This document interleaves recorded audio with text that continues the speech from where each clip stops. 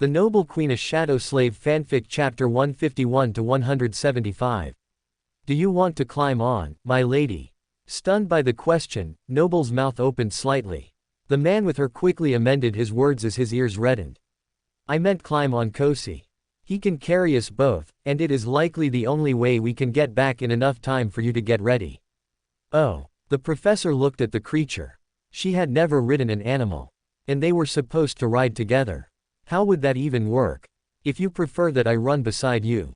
No, Noble realized that she was even less confident in her ability to stay on the back of the what had he called Kosi, the Simkus, if she were riding alone.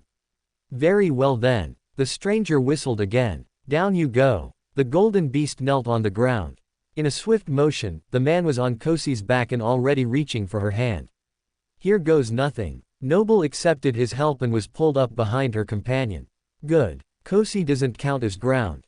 I can actually sit on him. While the professor had believed this to be true, it was still nice to have her hypothesis confirmed as she settled into her seat. But her respite was brief. Noble was barely able to place a respectable distance between herself and the man when her ride shot forward. Whoa! Her hands found the man's shoulders in front of her. He chuckled at her surprise. You would think this is the first time you have done this. Kosi's so fast. Noble deflected. On four legs, the Simkus closed the gap between himself and the wall in only a few moments and then began to race around the side. Aside from the up and down movement of the creature's long strides, it felt very similar to flying. The soldiers at the top of the wall looked down as they passed but otherwise did not react. The sight must not have been strange to them. Interesting. Noble took the momentary respite to circulate the little essence she had left as well as collect her thoughts. There was so much she wanted to know. But how much could she ask without drawing suspicion? For now, she would continue to stick to whatever the man was willing to provide naturally. The man. HMPH. He was close to proposing, and I don't even know his name. At least he had given her the woman's name whom she had replaced. That was something. Are you tired? Noble flinched, startled by his words after an extended silence. Why do you ask? I don't mean to sound rude, but at this point in our journey after I track you down, you are usually talking my ear off about how I stole some adventure or other from your grasp. There was an unmistakable smile in the man's voice. He must have enjoyed being scolded by Brenna. Am I really so predictable? Noble wanted to know. The man stiffened. Only sometimes. The professor remembered a moment before when she had rebuffed his romantic overture.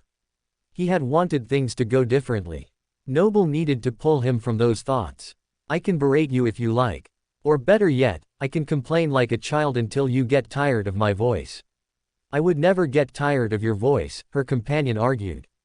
Oh, that sounds like a worthy challenge. The professor thought quickly. Why is it so hot today? Why is my hair so tangled by the wind? Where is the gate already? How long until we get back to the palace? I am so thirsty. Actually, I'm starving. The last bit was caked with a special wine which her children only used on the rarest of occasions. It was meant to incite the pity of any adult listening, but usually only succeeded in making those around them shake their head. Just like the man in front of her was doing now. It is the middle of summer. Because you chose not to let the servants pin up your hair this morning. The gate will come into view before you can count to 20 and we will be at the palace before you can count to 500. As for your thirst and hunger, you have to learn to plan better. You do not even have a bag with you. Shouldn't an adventurer always be prepared? Even as he spoke, the man procured a water skin from somewhere at his side and passed it back. Noble ignored his snide remark, happy to be able to quench her parched throat. Thank you. With careful timing, Noble released one of his shoulders and drank what she could.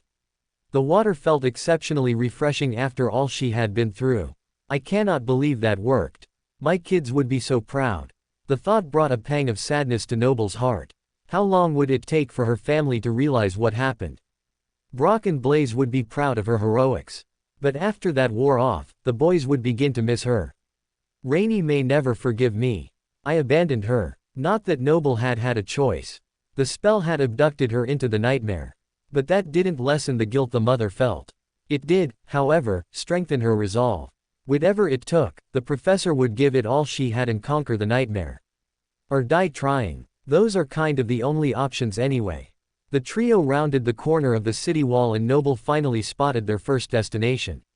A break in the white alabaster walls gave way to two thick wooden doors reinforced with heavy iron. "Looks like Theo is at the gate today. Is that good?" The stranger had no spike in emotion one way or another. It seemed that the words were merely an observation. Their golden mount slowed to a stop as they neared the city's entrance. A dozen men barred their path. Noble did not think any of them were awakened, which meant Kosi could easily rip through the soldiers without a second thought. If the men realized this, they did not show it. Spears in hand, they awaited their superior's order. "Hail Theo, captain of the watch." The man's voice was formal. "Who seeks entry into the kingdom of Crestfall?" Theo stepped forward. He was not an awakened, yet Noble could sense his brute strength. "Crestfall. I'm not familiar with that kingdom's name." Noble stored the information away for a later time. Meanwhile, her companion raised his voice. "You know who we are. Let us through. We are in a hurry." The man leaned to one side to give the captain of the watch a full view of the other passenger. "State your name and business." Theo crossed his arms. Pretending to be disinterested, Noble eagerly awaited the answer. The man riding Kosi huffed but complied. "We are Lady Brenna and her council. We are heading to the palace. Her Majesty is expecting us." "I did not see Lady Brenna exit." Theo raised one eyebrow in question. But Noble realized that the query was not aimed at her. "Are you accusing me of some wrongdoing, or are you commenting on your inability to keep watch?" The man retorted. Theo bristled. "Make way for Lady Brenna and her entourage." He spared the man a parting glance as they walked by. "I hope you know what you are doing, counsel. It is a dangerous game you are playing." The stranger smiled and clicked his tongue. "It is sweet of you to worry, Theo.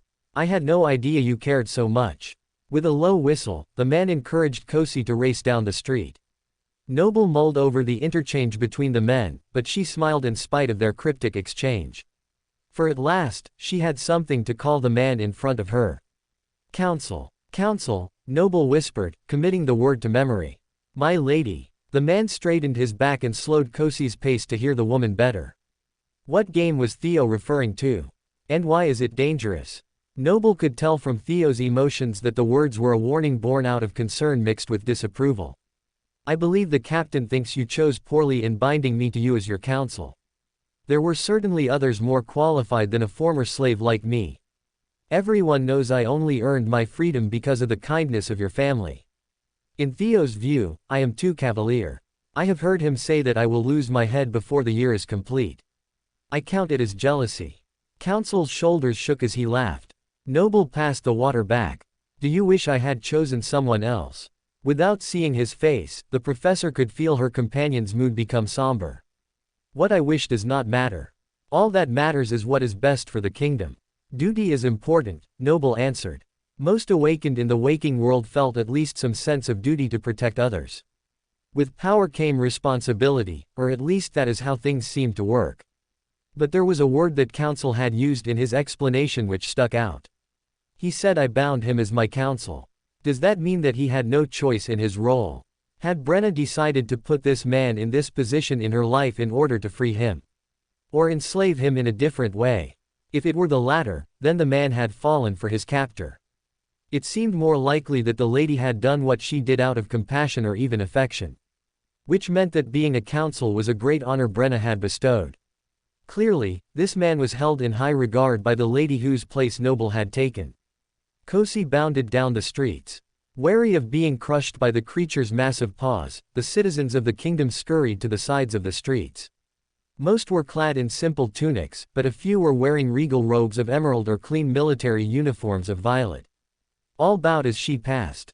All but one. A man hidden in the shadows of a building looked at her fiercely and turned away. His dark hair and eyes were punctuated by a long scar across his right cheek.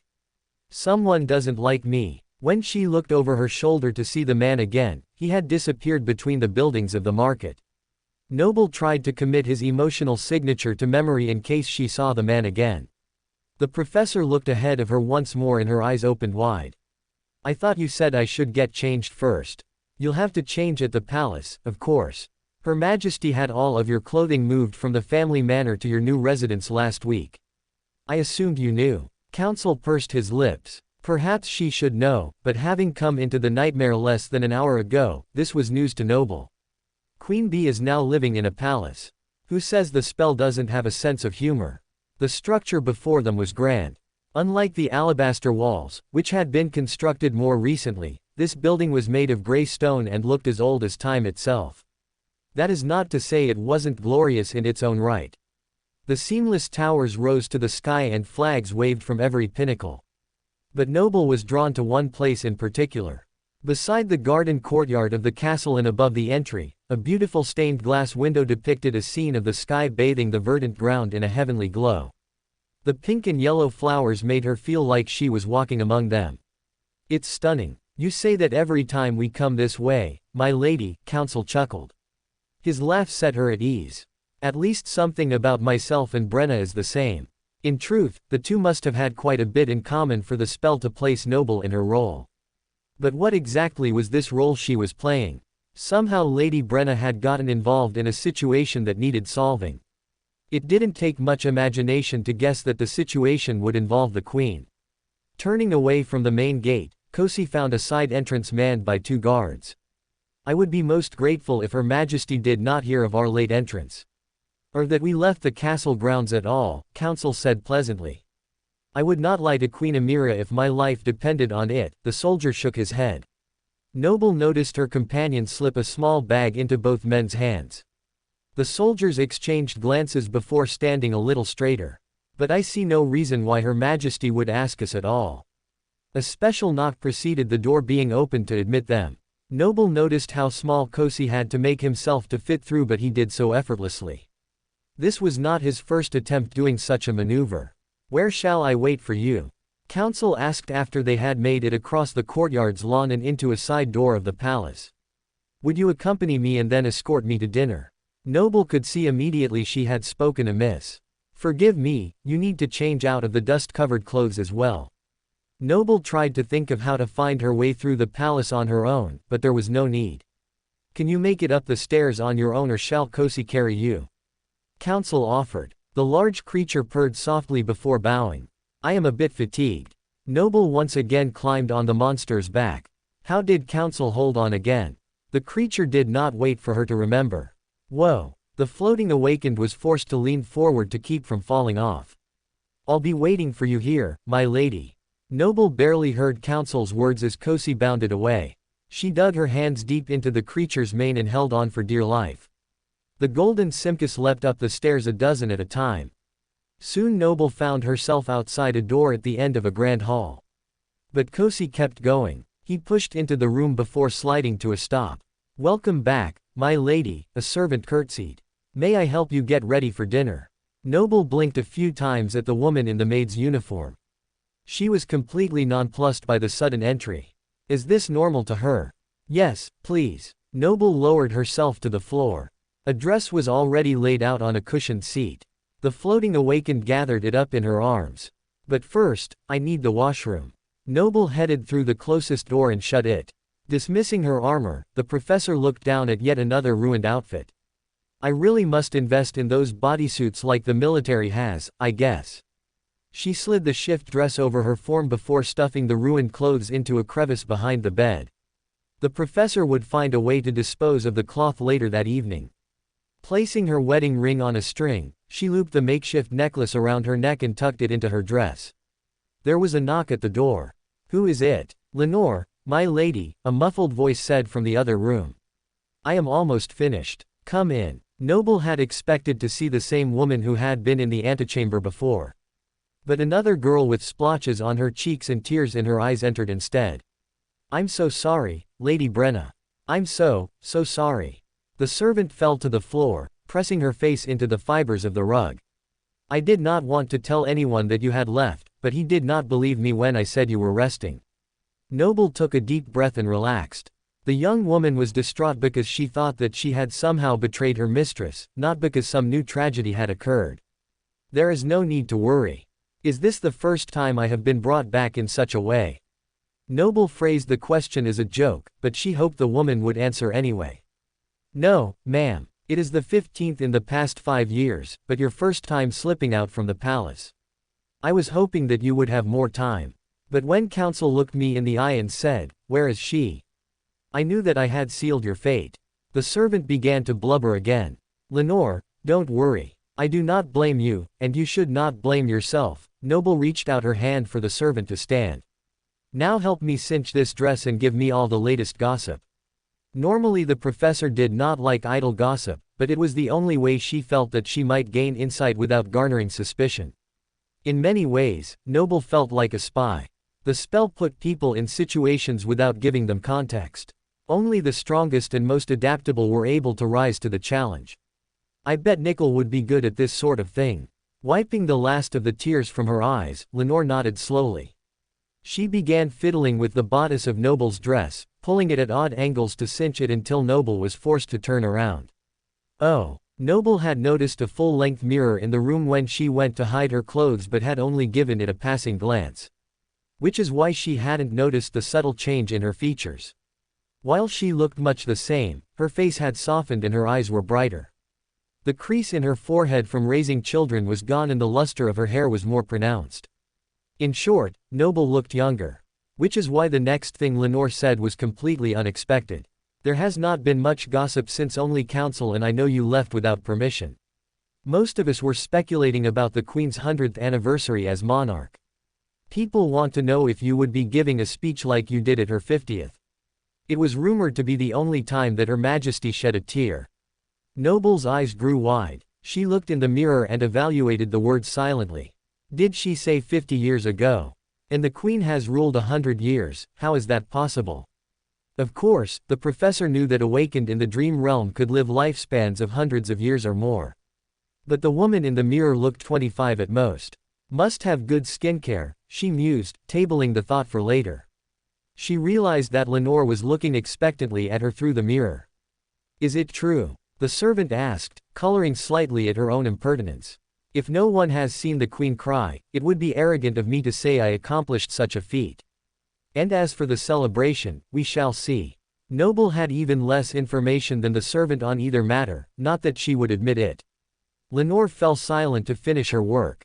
After tightening the dress to make Noble's waist smaller than it had been in ages, the servant slipped a slim satin robe over the top of the gown.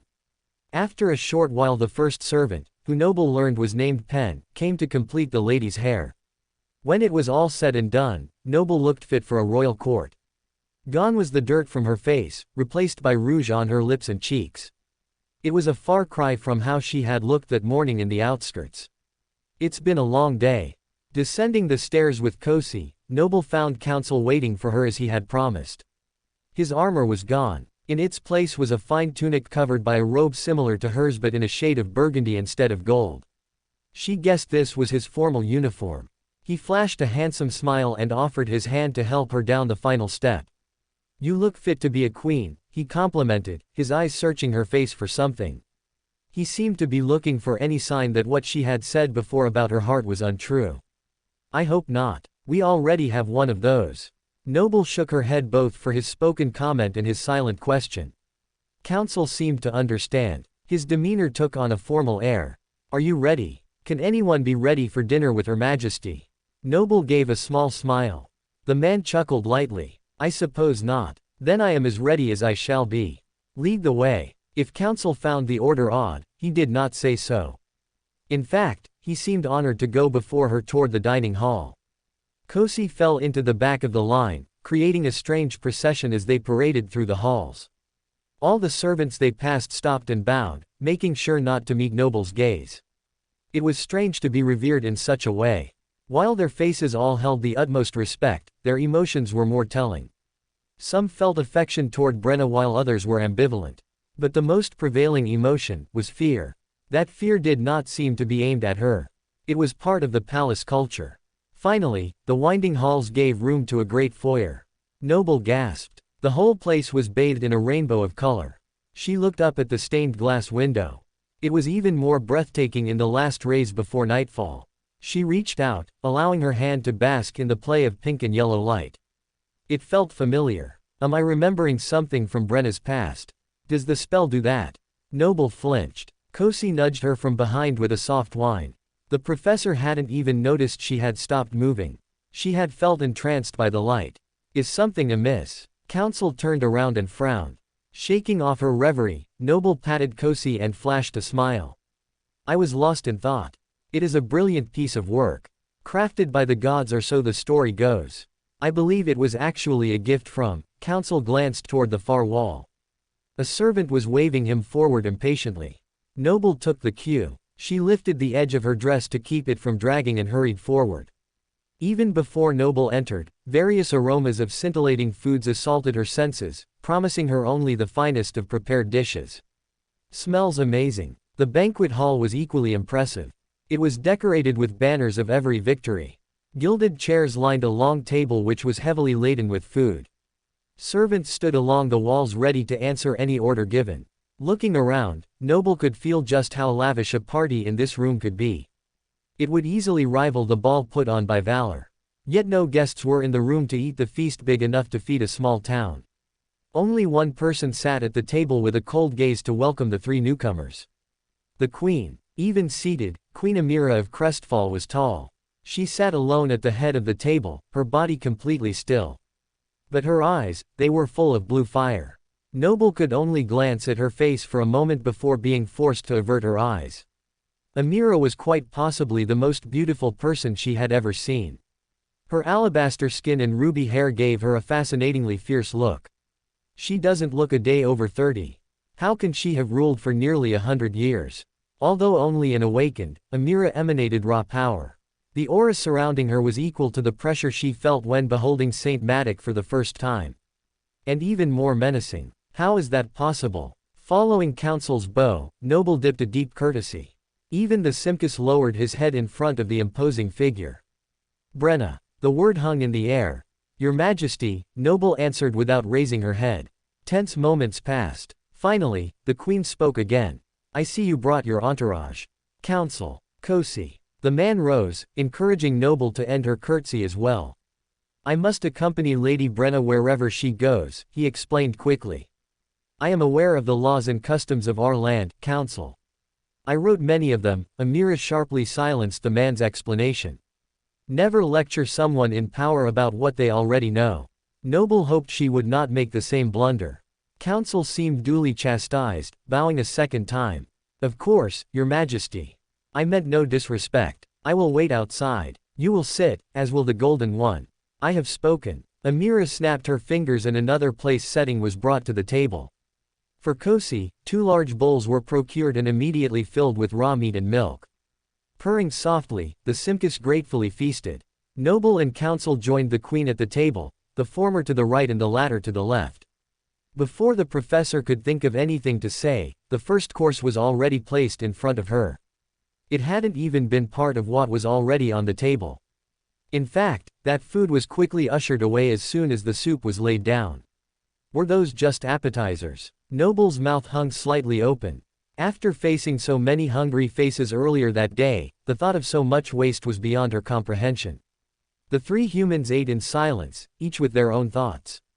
Amira took 3 sips before she was finished. Then the bowls were removed right as Noble placed another delicious spoonful in her mouth. I wasn't done, she lamented. Her stomach rumbled and she sighed. I guess I will have to be quicker on the next course. However, as soon as the fruit was placed down, the queen took one look at it and sent it away. They are not yet ripe. Noble took one of the red fruits and popped it furtively in her mouth. It was as sweet as it was succulent. If the queen doesn't want them, I will take them all. The next 2 courses yielded similar results. Amira took a bite or 2 and then the food was gone. It was no wonder the queen was so thin. She hardly ate. When a delicious dish that tasted like whipped potatoes was whisked away, Noble released a heavy sigh. She envied Kosi. Not only had he been left alone to enjoy his meal, but the creature had also been able to splay out on the ground and snooze comfortably without being disturbed. Amira cut her eyes at the lady. Is something bothering you? No, Your Majesty, Noble said quickly, her ears burning. When the queen continued to gaze at her intently, she added. I am just very hungry. I suppose you must have worked up quite an appetite by gallivanting across the countryside in search of adventure. The monarch's blue eyes intensified. The room grew warmer. I can explain. Noble knew better than to deny the allegation. I doubt that very much. Amira looked down her nose at her dinner guest.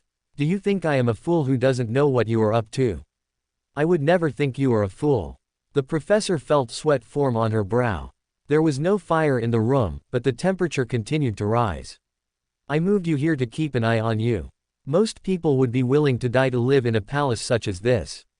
And yet you leave your two protectors, who are supposed to be going with you everywhere. The queen gave counsel a withering gaze, reminding him of his own words just a short while before, and defy my direct orders not to exit the city.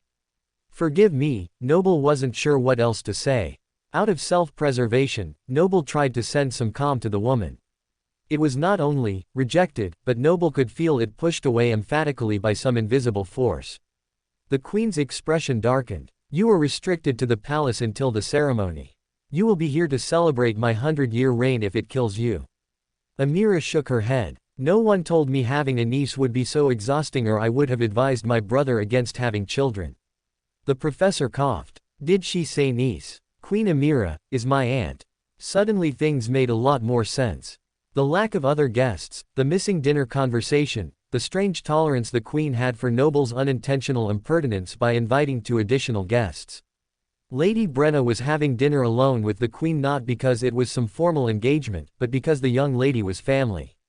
I will try not to upset you before then, Noble promised. You will also be having dinner with me every night until then, Amira announced as if it were a royal decree. Who knows? Maybe it was. As long as I can actually eat, Noble realized her thought had been spoken aloud a second too late. And who is stopping you? The queen challenged. Looking over, Noble noticed counsel wiping his forehead. The mundane servants along the wall looked close to passing out from the temperature. No one is stopping me except myself, Your Majesty. The professor lowered her head. Satisfied, the queen clapped her hands and the room cooled back to its normal state. Relieved, the servants, who dared not come toward the source of the heat, rushed forward with a course of soft cheese, bread, and a cup of red wine. Only one cup. The queen looked at the servant with the silver tray. He faltered. It is your special vintage. And I will share it. Amira's eyes lit with a cold fury. Serve that to Brenna and bring 2 more glasses. Noble had no desire to drink, but she did not want to upset the queen again. So she allowed the goblet to be set next to her cup of water. Drink up. A little wine is good for the health. Amira snapped her fingers. The other 2 cups appeared a moment later. Noble picked up her drink, ready to take a sip to satisfy her sovereign. The acrid smell made her nose tingle. How strong is this stuff? Holding her breath, Noble brought the cup to her mouth. Even before it touched her tongue, she could feel the icy cool of the liquid ready to burn her lips. A special vintage. It must be made specifically for the queen's fiery personality. I would like to propose a toast. Counsel stood a little too enthusiastically. He bumped the table, and his bulky awakened body won against the strong wood. The large piece of furniture hit Noble's lowered elbow, knocking her back in her chair. And sending the goblet crashing to the ground. 1,000 apologies. Counsel raced around the table to steady Noble's chair, which was still teetering on the edge of tipping. It's fine. I'm fine, the professor said through gritted teeth. Her back and bottom stung from contact with the seat, but she was otherwise unharmed. The same could not be said for the wine. Red liquid rained down. It poured out on the ground accompanied by the loud clang of the goblet on the stone. Woken from his nap, Kosi rose, stretched, and then lapped up the frosty wine with a happy sigh. No one dared to stop the large animal except Counsel, who tried to mop up as much of the spilled liquid as he could with a cloth. The queen looked on the scene with indignation. This is not the slave yards, Amira arched her brow. We do not throw food or drink in the banquet hall. Mortified, Counsel set down the cloth and returned to his seat without another word. Noble wanted to point out that it was an accident. But she could sense that the queen already held Noble responsible for everything that her trusted advisor did. I prefer the most delicious water. Thank you for providing it, Noble answered instead. What is behind your ear? A new piece of jewelry. Amira changed the subject, ignoring her niece's attempt to smooth things over. Reaching up to her head, the professor felt her heart skip a beat. Half of the other's voice was still tucked snugly around her right ear. She had been using it to talk to Captain Stice when she was pulled into the nightmare. Now half of the memory was here while the other was lost in the waking world. What a strange thought. Do you like it, Your Majesty? The professor deflected. I do not hate it. The queen allowed another course to be set at their seats. Thankfully this time she seemed less inclined to rip the plates away from her hungry diners. Not that Noble noticed. She was too focused on the special jewelry behind her ear. With all of her concentration, the professor sent a tentative message out into the world through the memory. "Can anybody hear me?" Noble knew it was a long shot. The other's voice had a very small range, which is why the government had been willing to sell it to Fort in the first place. How in the world would it be able to communicate across worlds? It couldn't. Feeling a new wave of loneliness, Noble finished the meal with minimal conversation. She learned to eat quickly once the plates were served, and eventually felt the comfort of her belly being full. An empty comfort, but better than nothing. At last something sweet was served, and Noble and her entourage were dismissed. The walk up the stairs to her room was a somber one. Blaze and Brock will be in bed by now. Honey, no, I haven't called her that in a while. Forgive me, my sweet Rainy. Noble longed to apologize in person. I'm sure Rain will be beginning her nightly routine. Not that any of my children will be able to sleep. I'm sure Fort has seen what happened on the news. My darling Fort, I wish I could tell him I'm still alive. Tears stung Noble's eyes. What is wrong? Council had reached the top of the stairs and now looked at her with concern. You look a little faint. Are you ill? I am not sick. It has just been a long day. The professor blinked the liquid from her eyes. She looked at her chamber door. If you will excuse me.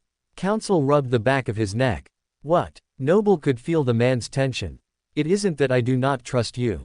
But your outings into the wilderness have become quite frequent. Up until today, I assumed it was just to defy your aunt and to make me chase you, but now, Council's eyes darted away. Now you are afraid I might actually run away and not return. Noble finished the thought. When Council had thought Brenna was playing a romantic game of cat and mouse, he was more than happy to let the woman slip through his fingers just so he could track her down. Perhaps he and Brenna had had a romantic tryst outside the walls, though Noble doubted it.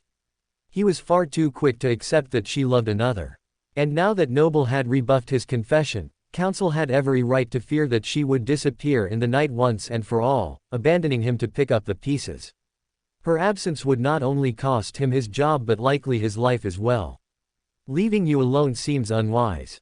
The man nodded slowly. If it puts your mind at ease, I promise not to run away tonight. Noble laid her hand on her heart. That is good. But still, I will rest easier if Kosi stayed with you this evening. I know he will keep you safe. Council dipped his head. It was a welcome suggestion. Of everyone in the palace, Kosi was currently the one Noble trusted the most. Council might have been worried about her getting out, but the professor was far more concerned about anyone who might try to do her harm while she slept. And she desperately needed sleep. We can give it a trial run this evening. If all goes well, then perhaps we can make it a more permanent arrangement. For your comfort and peace of mind, of course, Noble added. The professor wasn't sure who Kosi belonged to, if he belonged to anyone at all, and she did not want to steal him. Council's face relaxed. It would lessen my worry. Keep her safe and inside the palace tonight, Kosi. The last part was added with an unapologetic smirk. Her Majesty's orders. Noble bristled slightly. She had nearly forgotten that the Queen had put her under house arrest. And for something that had happened before the nightmare even began. So much for the spell being fair. Good night, Noble said as graciously as she could. The door to her room swung open as Lenore dipped a curtsy. Did the girl just have good timing, or was she listening from the other side of the door? It was most likely the latter. Working quickly, Lenore and Pen helped Noble out of her dress and into her nightclothes. She felt like a child, but let them do their work in peace. It would have taken more work to explain that she wanted to do it herself than to passively stand like a mannequin. The only preventative action she took was to hide her wedding ring on the string in her hand, careful not to let the servants see. Noble's eyes closed slightly as they worked. She was tired of talking. She was tired of playing a part that the spell had chosen for her. I'm just plain tired. Yet when the door finally closed to her bedroom, sleep was not her immediate concern. First, she had to figure out how to do it safely. With a couple of windows in the room and a rough ceiling, Noble would need to lash herself to something to ensure she remained in the room unharmed. That would take a little engineering. Kosi looked on with curiosity as the professor scoured her wardrobe for any sashes she could find. Braiding many of them together, the professor created a makeshift harness for her waist. It was similar to the one she had in Ender's Deep. That will work. Now where exactly do I attach it? I don't want one of the servants wandering in here in the morning to see me floating. Kosi curled up beside the bed, spinning a few times before collapsing in a furry heap. Sure, it's easy for you, you can touch the ground. She grumbled. Kosi looked at her with his big intelligent eyes and tilted his head to one side in question. Noble clicked her tongue and scratched behind the creature's ear. Even though he was dangerous, Noble was beginning to think of Kosi more as a puppy than a monster. She had always wanted a pet like people had before the Dark Ages. Of course house pets were generally unable to tear people limb from limb and eat them whole, but that was just a detail, right? You said you'll keep my secrets, remember? Noble said in a sing-song voice. Kosi purred and nodded in response. He leaned his head against her hand. It was so soft to the touch. You are even more comfortable than the bed would be. Noble stroked Kosi's head. Actually, I don't suppose you would let me. The professor cut the thought short. It was crazy. But the Simkus seemed to understand anyway. He stretched out and rolled to one side. There was more than enough room for her to lay down amid the soft fur. Are you sure? Noble held up the cord. I would have to tie myself down. It probably wouldn't be comfortable. Kosi sniffed at the rope and then laid his head down unconcerned. Was that a yes? Noble decided to try her luck. The golden creature allowed the harness to be tied around his body, even patiently holding still while she braided more cord to make it the right length. Then Noble snuggled into Kosi's fur and lashed herself to him. At least I should wake up if I hit the ceiling or drift off, she comforted herself. Kosi's breath became soft and even. He obviously did not find her presence uncomfortable. If Noble were honest, the Simkus was the most comfortable thing she had ever laid on. She should have slept almost immediately because of how tired she was. Yet it didn't. Her mind was racing with 1,000 different thoughts. But one topic permeated and wrapped around all the others. It was a question that Noble needed to answer. And soon. How am I going to conquer this nightmare? In the darkness, she began to form a plan. Welcome to Fanfic Audiobook, your go-to place for immersive audiobooks. If you enjoy the content, don't forget to like the video and subscribe to our channel for more amazing stories. Just because Noble had never planned to enter a second nightmare did not mean that she hadn't contemplated the possible ways to conquer it. Every awakened spent at least some time considering what they would have done differently in their first nightmare. As an extension, most mentally planned for what they might do should they ever land in that situation again. Noble weighed her options. She could identify the issue, and as long as it didn't end in her death, she could let it conclude naturally with minimal help from her. I might even be able to speed it along. The other method would be to take control and start identifying and forming alliances. People in the second nightmare generally relied on their cohort to provide the necessary backup to resolve the conflict. But perhaps that could be overcome with alliances with those inside the illusion. It was a gamble either way. The former seemed easier on the surface. Going with the flow of whatever happened would create less friction, yet Noble knew the spell would find a way to keep her from remaining completely idle. Still, it seems like the safer option. The safest option was to run away and wait until the conflict was over. But it was also the least feasible. Even if Brenna hadn't tried and failed to do just that in her mad dash from the kingdom, the spell would never allow it that kind of escape. One way or another, the spell would find a way to make the challenger participate or die. But before she could decide her exact course of action, she needed to know more about the conflict. It might revolve around the queen in her 100th year as monarch. Amira was very determined that I should attend. It was clear that the woman needed her niece at the celebration, but was it simply because Brenna was family? Or was there more? Another thing the professor needed to consider was the interactions of the two people she had gotten to know best since the nightmare began. There was friction between Council and Her Majesty. Dinner had been quite tense. While neither was openly hostile, Amira had shown her displeasure with a few snide remarks. For his part, Council had borne the criticism without retaliating. But inside he resented each word the Queen spoke to belittle him. To be fair, I would resent it as well, Noble sighed. She had gotten her fair share of criticism over the years both as Queen Bee and as a professor. It took a lot of restraint sometimes to let things go and not retaliate. What's going on out there? Noble registered 2 emotional signatures outside her suite in the corridor. Closing her eyes, she could see the figures were standing quite close to one another in an alcove. Their body language suggested they did not want to be overheard. Curious. This warranted investigating. Untying the harness from Kosi, Noble rose and stretched. "I'm not sleeping anyway," she sighed. The golden monster raised his head to look at her. "I'm not leaving the palace," she promised. "I just want to see who is talking in the hall." Kosi grumbled and laid down his head. Idle chatter did not interest him like it did the nosy female. "Judge me all you like," she mumbled to the furry Simkus. Floating silently to the door, Noble searched the rest of her suite for any signs of activity. Lenore was sleeping soundly in the adjoining servants' quarters. Beyond that, everything was still. Sneaking into the main room, Noble called forth the portcullis key. Better safe than sorry. The professor slowly cracked the door and peered into the hall. In the faint torchlight, she could just make out the figures who did not want to be seen. The 2 people in the hall room were in the middle of a feverish conversation. "But how can that be? She has always welcomed your advances. I have never seen her so much as look at another man with anything close to love. Are you sure she wasn't trying to force your hand?" Pen asked. The man ran his hands through his thick blonde hair as he shook his head. "I looked into her eyes. Brenna meant what she said. I don't know how she met someone while under the watchful eyes of the throne, but somehow she has managed to fall in love." Noble pursed her lips. Hadn't Council gone to bed? What was he doing in the hall with Pen? And talking about something he said he would keep secret.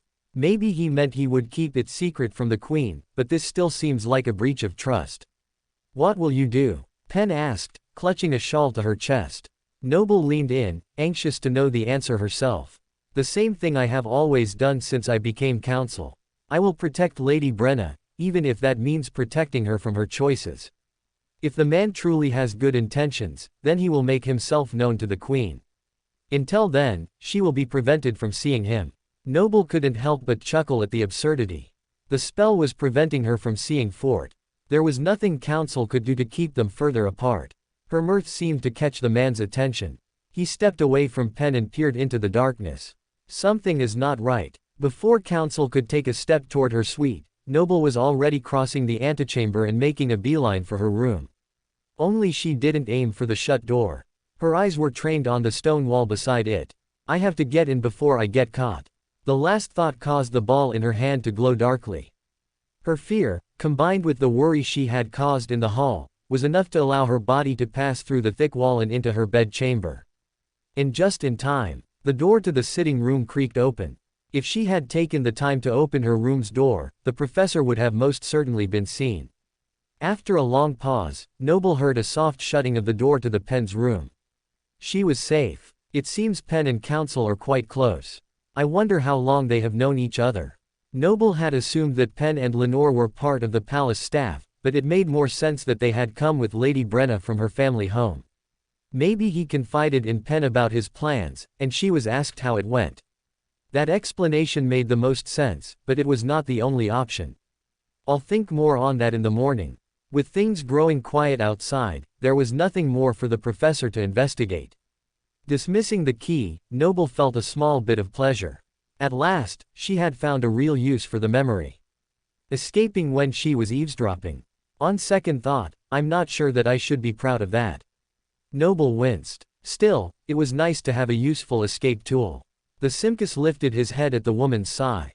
"What do you think?" Noble asked Kosi with a smile. Rather than answering with one of his judgmental looks, the golden creature shivered then began to shake violently. "Kosi." Noble felt a fresh wave of fear. The Simkus clawed at the ground as he writhed uncontrollably. His eyes dilated and rolled backward. Something was extremely wrong. Was Kosi suddenly going feral? Little was known about how the noble creatures became corrupted. Was the process this unexpected and violent? "Help!" Noble screamed, running into the sitting room. "Help!" From the servants' quarters on the other side of the suite, both Lenore and Pen came quickly, one still dressed while the other pulled on a robe. "My lady?" Pen asked, bewildered. "Something is wrong with Kosi." Noble screamed. Guttural sounds emanated from the far chamber as Noble heard the bed splinter to pieces.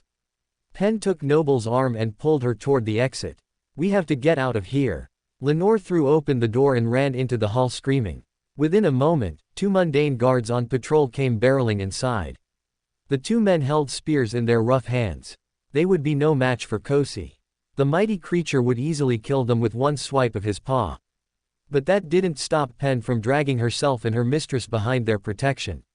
In there, Pen pointed. Lowering the point of their weapons, both men steeled themselves for what lay beyond the door. Wait. Noble freed herself from the servant's grasp. Don't hurt him. Just then, Kosi burst into the sitting room with a howl. The soldiers took a step forward to protect Lady Brenna when their weapons were inexplicably ripped from their hands. They clattered uselessly to the ground. I said don't hurt him. Noble ordered, her eyes swirling. He is going to kill us. Pen edged toward the door. Though her duty lay with her mistress, she valued her life more. He doesn't want to hurt anyone. He is the one hurting. Noble had been paying close attention to Kosi's emotions in the other room. The Simkus had no anger or bloodlust in his actions. Only pain. Something is wrong and he needs our help. What's wrong? Counsel hurried into the room with Lenore behind him in the doorway. At least when the younger girl had fled, she had done something useful. While the 2 soldiers were unlikely to make a difference in whatever was happening, the awakened who could communicate with creatures could hopefully shed some light on what was going on. It's Kosi. He is acting crazy. I think he is in pain. Noble summarized as the creature groaned and rolled over, breaking a priceless antique vase into 1,000 pieces. Counsel furrowed his brow. Everyone out. The force of his tone left room for no disagreement. 4 out of the 5 occupants fled without looking back. Only Noble remained. I am not leaving. I want to help. Even outside the room, she would still be able to sense the creature's pain. And the professor wasn't sure if the man could handle the large creature alone. Tell me what to do. With her final words, whatever argument Counsel was forming died on his lips. He gave a short nod. Circle around but keep a wide distance until I say otherwise. The instructions were simple. The 2 parted ways and flanked the Simkus on either side. Tell me what is wrong, Counsel said softly. The creature made a noise halfway between a purr and a growl. Kosi pressed his ears back against his head. His tail whipped through the air, sending a dimly lit lamp straight at Noble's torso. She easily avoided the object. It crashed against the wall and shattered, caking the stone in oil. The gray rock lit in a blaze. Lady Brenna. Counsel left his position to come to the woman's aid. But Noble waved him off. I've got this. Tearing a curtain from the window, the floating awakened smothered the flame before it could catch the rest of the room on fire. Working with Sarai had taught her a thing or two about dousing a blaze. Most importantly, she had learned to keep her hair back from the heat while it was being put out. While Noble was hard at work with the mess, Counsel tried to talk some sense into the frantic monster. Calm down, little boy. Tell me what ails you. Kosi spun, his tail slapping Counsel across the face as he did so. Under the pressure of the unexpected hit, the man tumbled to the ground and fell into the shredded couch cushions. Watch where you swing that thing. Counsel climbed from the rubble. Give me a moment to try something. Taking a deep breath, Noble did her best to help Kosi calm down. She couldn't take away his pain, but perhaps when he had a clearer head, he would be able to communicate with his human companions. The plan worked. The Simkus stopped his thrashing and slowed his whining growls. But then, oh! Noble moved out of the way as Kosi hurried toward her. He lapped up the unconsumed lamp oil. That's not water. Counsel raced toward the Simkus. But it was too late. The creature began to cough and heave. A moment later, a large pile of bile and other liquid ended up on the ground of the sitting room. Kosi heaved a deep sigh. He was covered in sweat from his effort and looked exhausted enough to fall over. He took a few steps away from his vomit and then collapsed into a relieved heap. Are you feeling better? Noble walked around the mess to pet the creature's mane. With a soft whimper, Kosi nodded. He says that his stomach felt like it was being ripped apart. He has never felt anything like it. Counsel patted the creature's chest lightly. I am glad you are all right. You had us worried. Kosi rolled onto his back, a combination of mews and barks accompanying the action. Counsel furrowed his brow and moved over to the vomit. What is it? Noble wrinkled her nose as he sniffed the air by the wall. He said it was something he ate, but the food tasters would have sampled even his food before allowing it into the banquet hall. And there is no trace of food in what he just regurgitated. Only the lamp oil and what looks like tonight's wine. Counsel sniffed again. It just doesn't smell right. It is vomit, Noble reminded him. Perhaps Kosi was allergic to the wine. Allergic? What does that mean? The man looked truly confused by the term. I guess they don't have allergies here, Noble realized. I meant that maybe the wine did not agree with him because he shouldn't drink it.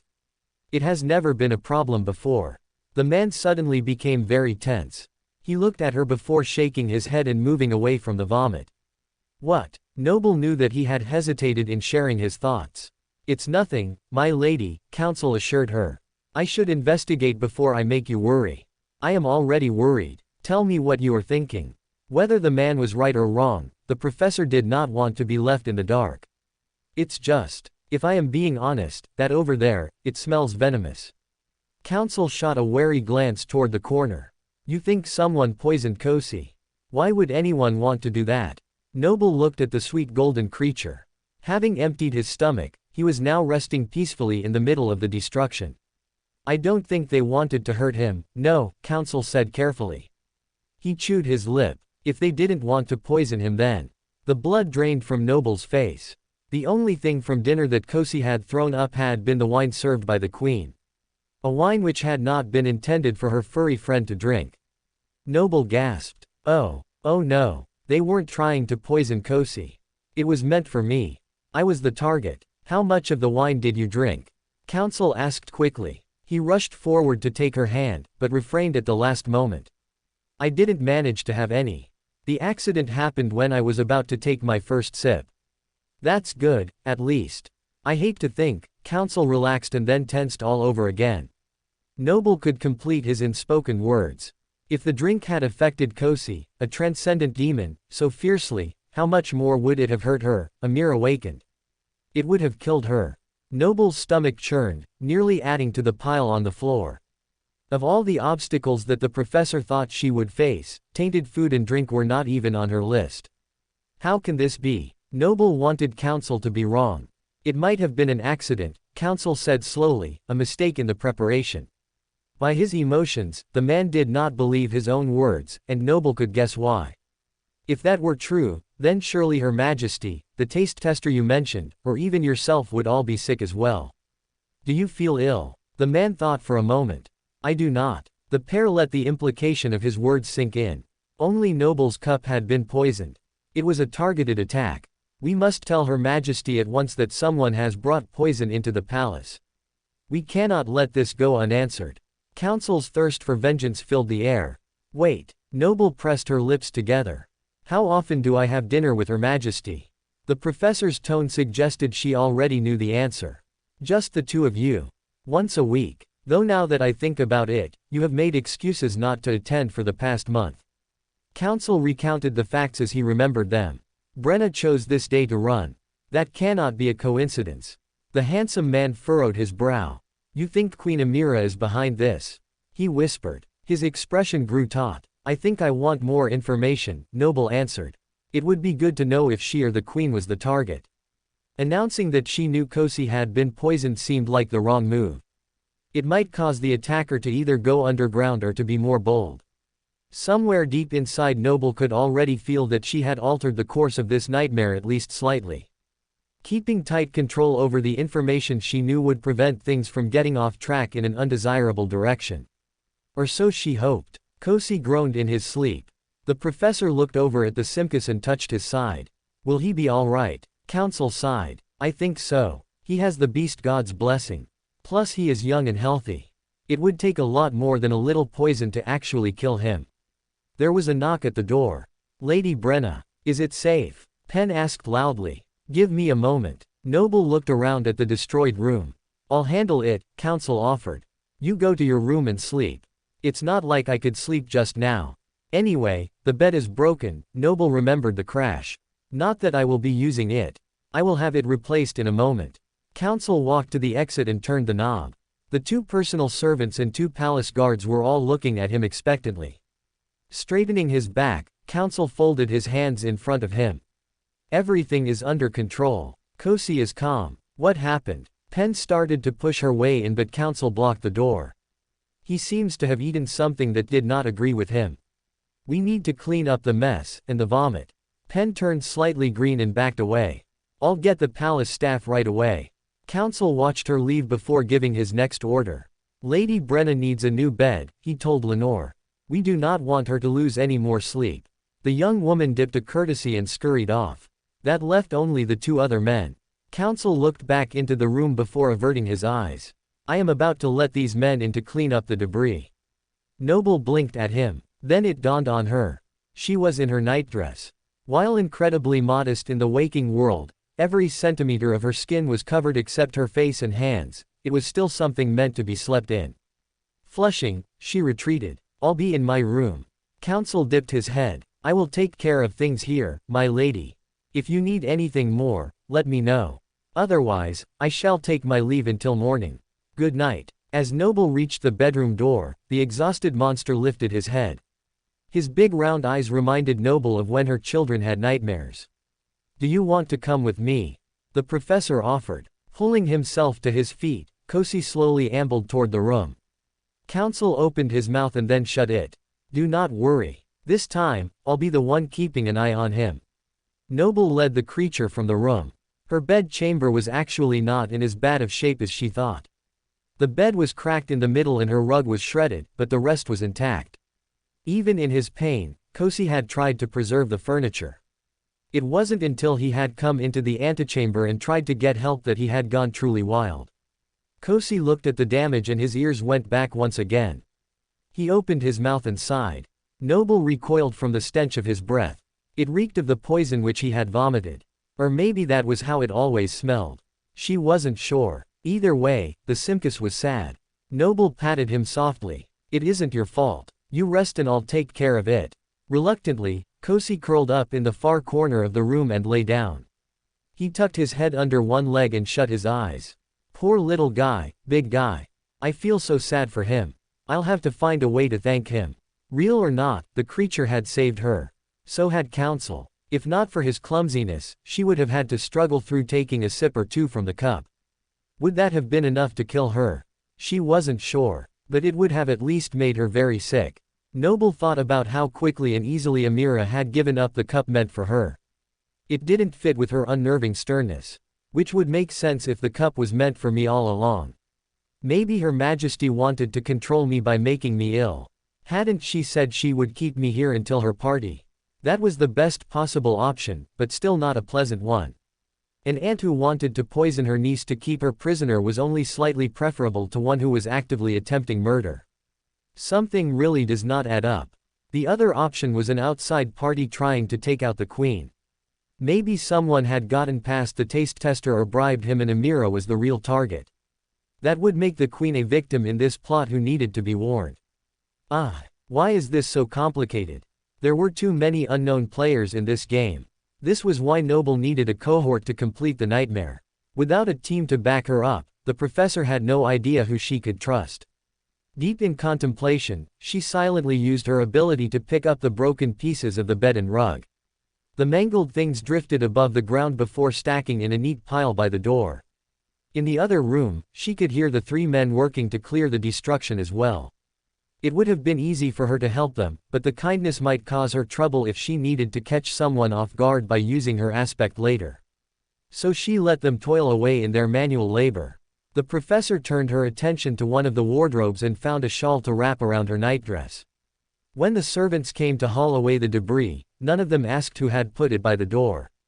They simply set up the new bed while warily watching the snoozing Simkus out of the corner of their eyes. Not that the new bed was even needed. When the task was completed, Noble tied herself firmly to one of the posts.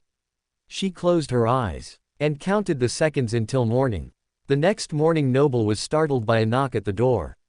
While she hadn't drifted to sleep, the professor had fallen into a daze trying to consider every possibility.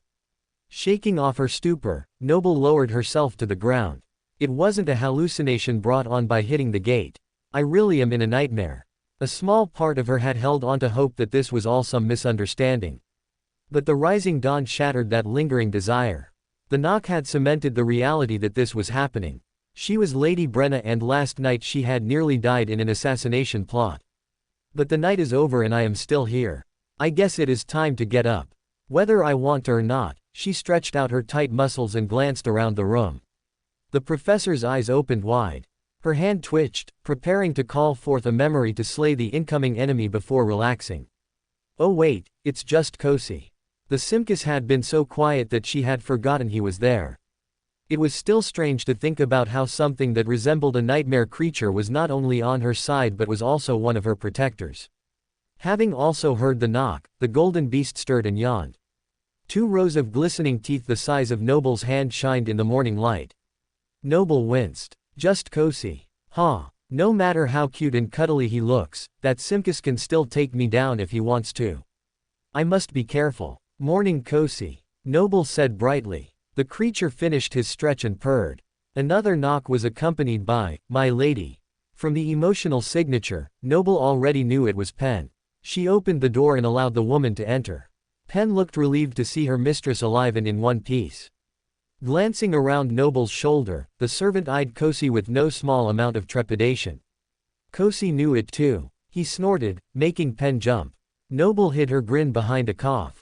He is feeling much better, I think. Pen studied the monster for a moment longer before her fear lessened. Lenore, get in here. The younger servant peeked in the door, earning a scathing look from her older counterpart. Come and help me get Lady Brenna dressed. Lenore seemed unable to overcome her fear. Perhaps you could get me some tea. Noble stopped the incoming argument. I am afraid I do not feel well. This was something she had decided the night before. No one except counsel knew that she hadn't drunk the wine. This would give her an excuse to avoid whoever was behind the poisoning. As expected, the servants both looked at her with wide eyes. I will get tea and a healer right away. Lenore bowed repeatedly before running through the antechamber and out of the suite. Pen moved to the closet and brought the professor a clean robe. It matched the nightgown perfectly. Do you need to sit or lay down? Pen asked as politely as she could. Sitting down sounds nice, but, Noble remembered how the sitting room had been destroyed the night before. Then please come and sit. The healer should be here any time now. Pen backed out of the way. The destroyed couches and tables were gone, replaced by new, more expensive furniture. Even the curtains had been changed, and the burn marks on the stone were washed away. Counsel wasn't kidding when he said he would take care of things. I wonder if he slept at all last night. After being directed to a couch, Noble hovered over the plush seats. They looked tempting enough to touch. Kosi wandered in, passing Noble and heading for a door next to the servants' quarters. I was wondering if he was house-trained. Come to think of it, she also needed to use the facilities. How strange was it to have to wait in line after a noble creature. I hope they have good plumbing. By the time both she and Kosi had completed their morning routine, the door to the suite opened. My lady, why are you standing? Lenore hurried forward with a tray of tea. Kosi growled at the high-pitched squeal, causing the frantic woman to take a step back. I was just heading to the couch to sit, Noble assured the worried servant. She hovered over the luxurious velvet and forced a smile. Snorting, Kosi spun in a circle and few times before dropping to the ground at Noble's feet. His large body almost crushed the small table in front of the professor's knee. It would have been the second table in a day to have met such a fate. That would have been unfortunate. Lenore set the tea on the table and began preparing it for her mistress. Her face paled. Oh, what? Noble was tired of surprises just now. I did not tell the kitchen who the tea was for. They gave me a chipped pot. I will go back and... No need. I am too thirsty to mind how the pot looks. Noble placed her hand on her forehead. Really, she was relieved that the tea had been given without care for the recipient. Unlike her wine, it would not be poisoned. Lenore finished her work and presented it in a simple cup. Healer Bramwell should be here any moment. He was quite distraught to hear someone as healthy as yourself was ill. Noble did not answer. Instead, she committed the name to memory as she sipped at the hot drink. She had been telling the truth when she said that she was thirsty. The liquid was soothing on a very deep level. Later I'll have to find a way to get food that I am sure is safe. A soft knock at the door caused Kosi to raise his ears. But he otherwise seemed uninterested. Must be the healer. An old man was admitted. Noble immediately felt the energy coming off of him. He was awakened. His back was hunched slightly and his eyelids drooped. But his brown eyes were sharp and clear. He still possessed a brilliant mind. If the queen is over 100 years old, then how ancient must this man be? The healer bowed. Lady Brenna. His voice was as clear as his eyes. If she had not been looking at him, Noble would have assumed the voice had come from some other source. Maybe he isn't as old as he looks. Bramwell. It is good to see you. Noble felt the old man's emotions warm at hearing his name. He had at least some affection toward her. I wish it were under better circumstances. Bramwell stepped forward and studied the woman's face. What seems to be the trouble? I was thrust into a nightmare after a harrowing battle with a gate guardian and I miss my children and husband. Of course, she couldn't say that aloud. I don't feel well, she answered vaguely. There doesn't seem to be anything immediately wrong. Bramwell studied her for a moment. Can you tell me where it hurts? Everywhere. Noble took a deep breath and braced herself. Then she lowered her hand and pressed it against the seat. Noble forced her palm to run along the velvet for a few seconds. When she could not stand it any longer, she pressed even harder into the cushion. The fabric was indeed soft as she suspected. And the pain from the action was intense. Ah! Noble inhaled sharply and pulled her hand away. Sweat formed on her brow. Every muscle in her body protested. Her soul felt like it would come unraveled. I might have overdone it, she admitted belatedly. Lay down immediately. Bramwell's calm exterior broke. He rushed forward with a speed that belied his age and took the woman's wrist firmly. All right, Noble hovered over the couch as she stretched across it. She felt lightheaded in more ways than one. Penn brought a basin of water and a cloth. She dabbed at the woman's face with a frown. With the sweat cleared from Noble's forehead, the servant quickly backed away. Bramwell knelt, taking in the sudden change in his patient's demeanor. He placed his frail hand across her head. Close your eyes. Take some deep breaths. Feel the energy run through your body. His voice was calm but firm. Noble found she could not help but comply. Shutting her eyes, she slowed her breathing and relaxed. That's it. Let the pain melt away. The professor's head felt warm against his palm. As she circulated her essence, his hand continued to grow more hot. But the essence leaving her head felt cool and refreshing. Bramwell was purifying her essence. Or at the very least, he was filtering out the damage she had done to her soul. By the time the healer was done, Noble had to admit she hadn't felt this amazing in years. Thank you, she said when the man removed his hand from her head. It is my pleasure, my lady. I must admit you had me worried for a moment. I have never seen a condition intensify quite like that. Bramwell wiped his sweat on his sleeve. I am glad I got here in time to help. The man smiled, and his face looked even more cracked with wrinkles than before. Noble frowned. Does healing me hurt you? Not at all, Bramwell assured her. I give up a bit of my youth but it doesn't cause me pain. Don't you worry, it reverses slowly while not using my aspect. Must be very slowly. Noble suddenly felt bad for stealing part of his life to heal her self-inflicted wound. Healer Bramwell seemed to care very deeply about his patients, and the professor's trick had cost him more than just the walk to her quarters. Does the queen give you ample time to recover? Noble wanted to know. I am sure she will someday. The old if he was old man seemed unconcerned with the prospect. Will there be anything else? You should have a hearty soup sent up to help reinforce my treatment. Bramwell glanced at Lenore, who curtsied and exited. Ah, yes. Noble hesitated. Before you go, could you take a look at Kosi? I know creatures may not be your area, but unlike the professor, the Simkus was a real patient. It would be nice to know that her protector had a clean bill of health. Ah, I did hear that your friend had a problem last night. I wonder why you didn't call me then. We should have. If Noble had known to contact him, she would have. Council did not think it was necessary, Penn put in as she helped Noble sit up. He saw no reason to disturb the healer after he got Kosi calm. Noble considered the servant's explanation. Council likely did not want anyone else to know about the poison.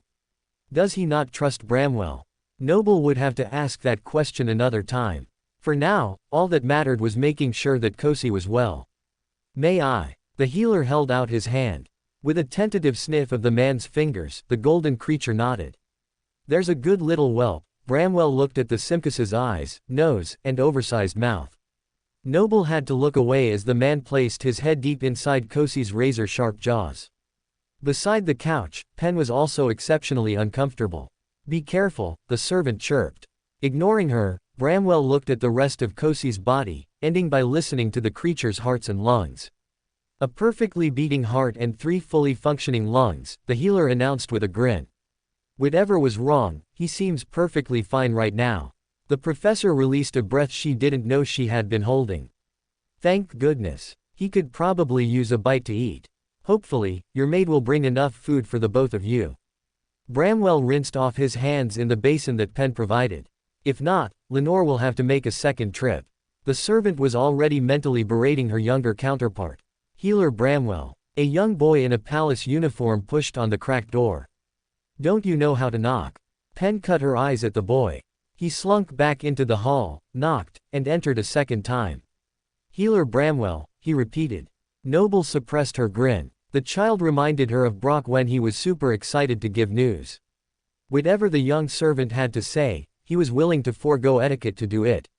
What is it, Roki? Bramwell viewed the boy with the tolerant smile of a master viewing his overeager apprentice. Roki hopped up and down and pointed. They're here already. You are needed out in the field immediately. Field. Noble could feel the fear rise in the healer and her servant. Kosi's ears went back as he lifted his head. They should not have been able to move so quickly. We spotted them only an hour ago. Bramwell furrowed his brow. They surprised us. I was sent to get you by the Queen's envoy. Roki seemed both elated and terrified at the prospect of having such an important mission. One cannot ignore Her Majesty's orders, the healer sighed. I will come by this afternoon to check on you, Lady Brenna. Until then. Bramwell made a courtly bow and headed to meet his apprentice at the door. What field are you going to? Noble could not let the man leave without at least getting the answer to her question. Turning, Bramwell paused and gave her a confused look. Where else, my lady? The battlefield. Battlefield. We are at war. We have been for the past 100 years. Are you sure you are feeling better? The healer was torn. Part of him wanted to do a more thorough check of the Queen's niece while the rest knew that Amira's orders were absolute. Roki was confused by his lack of urgency. He grasped his mentor's arm. Please, Healer Bramwell. The creatures from the mountains have already descended on the troops. We must hurry. I heard the clash with the royal guard was particularly fierce. Pen dropped the basin in her hands. Did you say the royal guard? Her face was very pale. Council is with them. What? Noble screamed. What do you mean council is with them? Unwilling to get caught up in the discussion, Bramwell cleared his throat lightly. We will be on our way now. Good day. He shut the door with his apprentice before any objection could be sent his way. Pen wished she could follow them, but her mistress's heated look held her in place. She dropped her eyes to the floor. Council came by this morning to check on you, but you were still resting. When he heard the call to arms, he headed out right away. He sent a message that he had joined the royal guard for the battle. Pen pulled the paper from her tunic. I was supposed to give it to you, but then you said you didn't feel well. Where is the battlefield? Noble stood and headed into the bedroom. She began to search through the closet for anything that might fit under one of her suits of armor. It is on the north side outside of town. But you do not need to worry. The creatures have not been able to breach the walls in 100 years. Today will be no exception. Pen picked up a dress that the professor tossed to the ground. Can I help you find something? I doubt it. I am looking for something to wear to the battle. Noble found something that would suit her and nodded determinedly. What? But, you are not supposed to leave the palace. Pen wrung her hands. Don't they need every available fighter? Noble clicked her tongue. I don't know anything about war, Pen hedged. Noble clicked her tongue. Well, I know a thing or two about fighting. Council and the soldiers need my help. Please get Kosi some water and food quickly. I will leave momentarily. Pen snapped her mouth shut under the unforgiving glare of her mistress. She reluctantly complied. Nothing the woman could have said would have made any difference. Noble was going to see this clash for herself. How could everyone have neglected to mention 100-year-old war? Of course, when she thought about it, Council had mentioned that Brenna's parents had died in the war. She just hadn't realized, the war was ongoing. Does this blasted nightmare have 2 conflicts? That would be just my luck. Noble's mind went to Council. Had he gone to confront the Queen and ended up in the middle of the action? She hoped not. Surely he had more sense than that. Though a battlefield would be a good place to make someone's death look like an accident. If the man really believed that Amira was trying to kill Lady Brenna, he might seek justice in a place where blood already flowed. I need to get out there, now. Making sure that Pen was in the other room, Noble summoned a suit of armor. It was less flashy than her Queen Bee armor, but it had a more suitable helmet. One that would hide her face and hair. Kosi, let's go. Noble marched into the antechamber with the ruby tear sheathed at her waist. The Simkus took one last bite of whatever Pen had given him and bounded forward. He pushed his way out of the door before Noble and then knelt for her to climb aboard. This time the professor did not hesitate. She climbed on the creature's back and dug her hands into his golden fur. Take me to the battle. We need to find counsel. Defying the Queen's orders was likely to have consequences, but just now Noble could not worry about that. Something in her told her that if she stayed put, then any hope of conquering the nightmare would be gone before the sun reached its peak. Pulling down the visor around her helmet, Noble leaned against Kosi's thick fur. The Simkus sprang into a run. At first, Noble was worried that at least a few of the soldiers would try to bar her path like the men had at the front gate. But the remaining guards in the palace did not seem interested in facing off against Kosi. I guess word of his feral behavior has spread.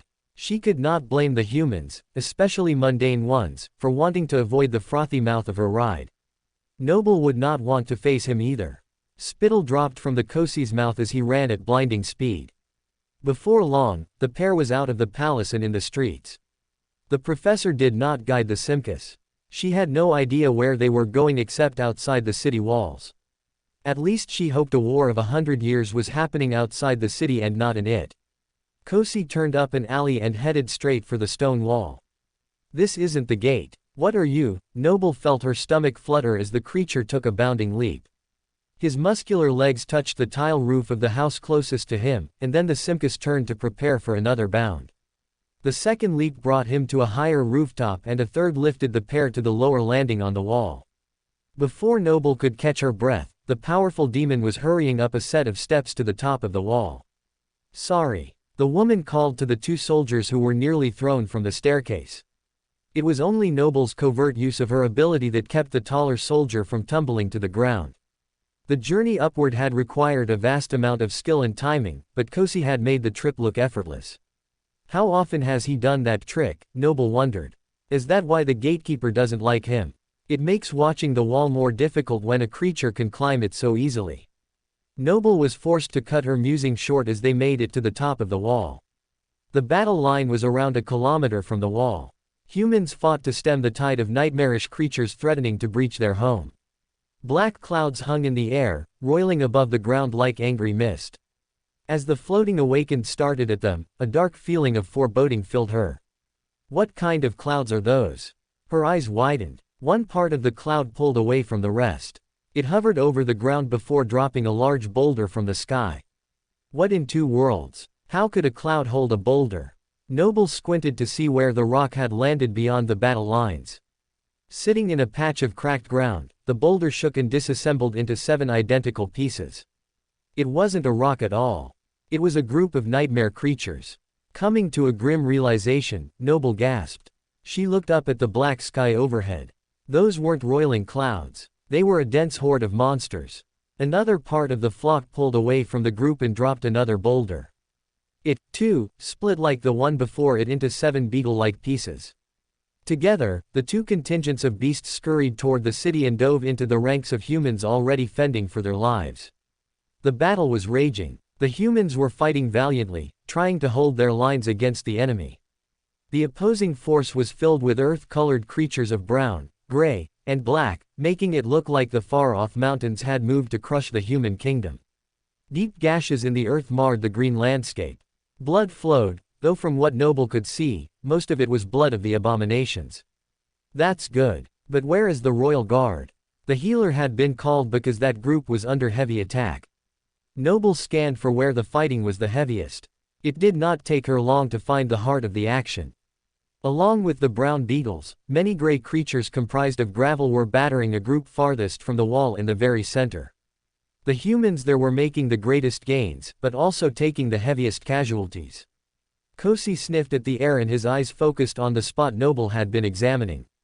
Counsel, is he there? The woman asked quickly. Kosi grunted. We have to help. The Simkus took a deep breath and leapt from the wall. For a moment the woman on his back panicked. The wall seemed impossibly high for such a jump. But Kosi was not deterred. He sailed through the air, his mane whipping against Noble's face. The woman's eyes glowed. Using her ability, she slowed the creature and herself before they hit the ground. Kosi growled his displeasure. I am sure you would have been able to land just fine, but I couldn't take that chance. Noble stroked his head as she sat up straight. They had landed behind the soldiers, giving them cover while they took in the action. I'm not complaining, but why don't the bat things in the air drop monsters behind the humans and force them to fight from both sides? A moment later, Noble found her answer. As she and Kosi bounded away from the wall, one of the bat-like creatures overhead dove for her. Its deep red eyes were filled with killing intent. Noble pulled her sword from her side, but there was no need. Before the bat could get anywhere near her, it reached an invisible barrier. Crying out in pain, its two claws were seared away, leaving only cauterized stumps when it soared back into the sky. How? Noble had nearly reached the fighters when she noticed something strange about the earth. In the middle of the grass, a large stone band divided the ground. In it, runes wider than Noble's foot and deeper than a cart's wheel were carved in the ring around the city. Runic magic. Noble passed out of the circle and the hair on her arm stood on end. Nothing else happened. Whatever the stone was meant to do, it did not affect her. But now the action was in full force. The bats from above were dropping more terrifying passengers, and those already on the ground were intent on ripping apart the fragile fleshy humans. That did not mean the people were going to sit idly by and let themselves be devoured. With weapons drawn, they showed their tenacious will and inability to be squashed. Noble waved her sword in the air and sliced two beetles as they lunged toward her from above. You have slain a dormant monster, Crag Beetle. The body of one fell away on either side of her and Kosi, while the lower half of the second landed in the Simkus's mouth with a sickening crunch. The golden monster chewed once before swallowing. I guess you were still hungry. Noble tried not to think too hard about what she had just seen. There was much to be done. Kosi reared back, long claws shooting out from his soft paws. While Noble only had one sword, the Simkus effectively had 10 on his front legs alone. And he knew how to use them. The next 4 abominations were torn to shreds by tooth and nail. The duelist sat atop her mount, ready to clean up anything her battle partner missed. The pair surged forward like a furious hurricane. More than one soldier was saved by the swift action of Noble and her golden ride. But they did not stay to await any gratitude. Together they only had one goal, to get to the front line and find counsel.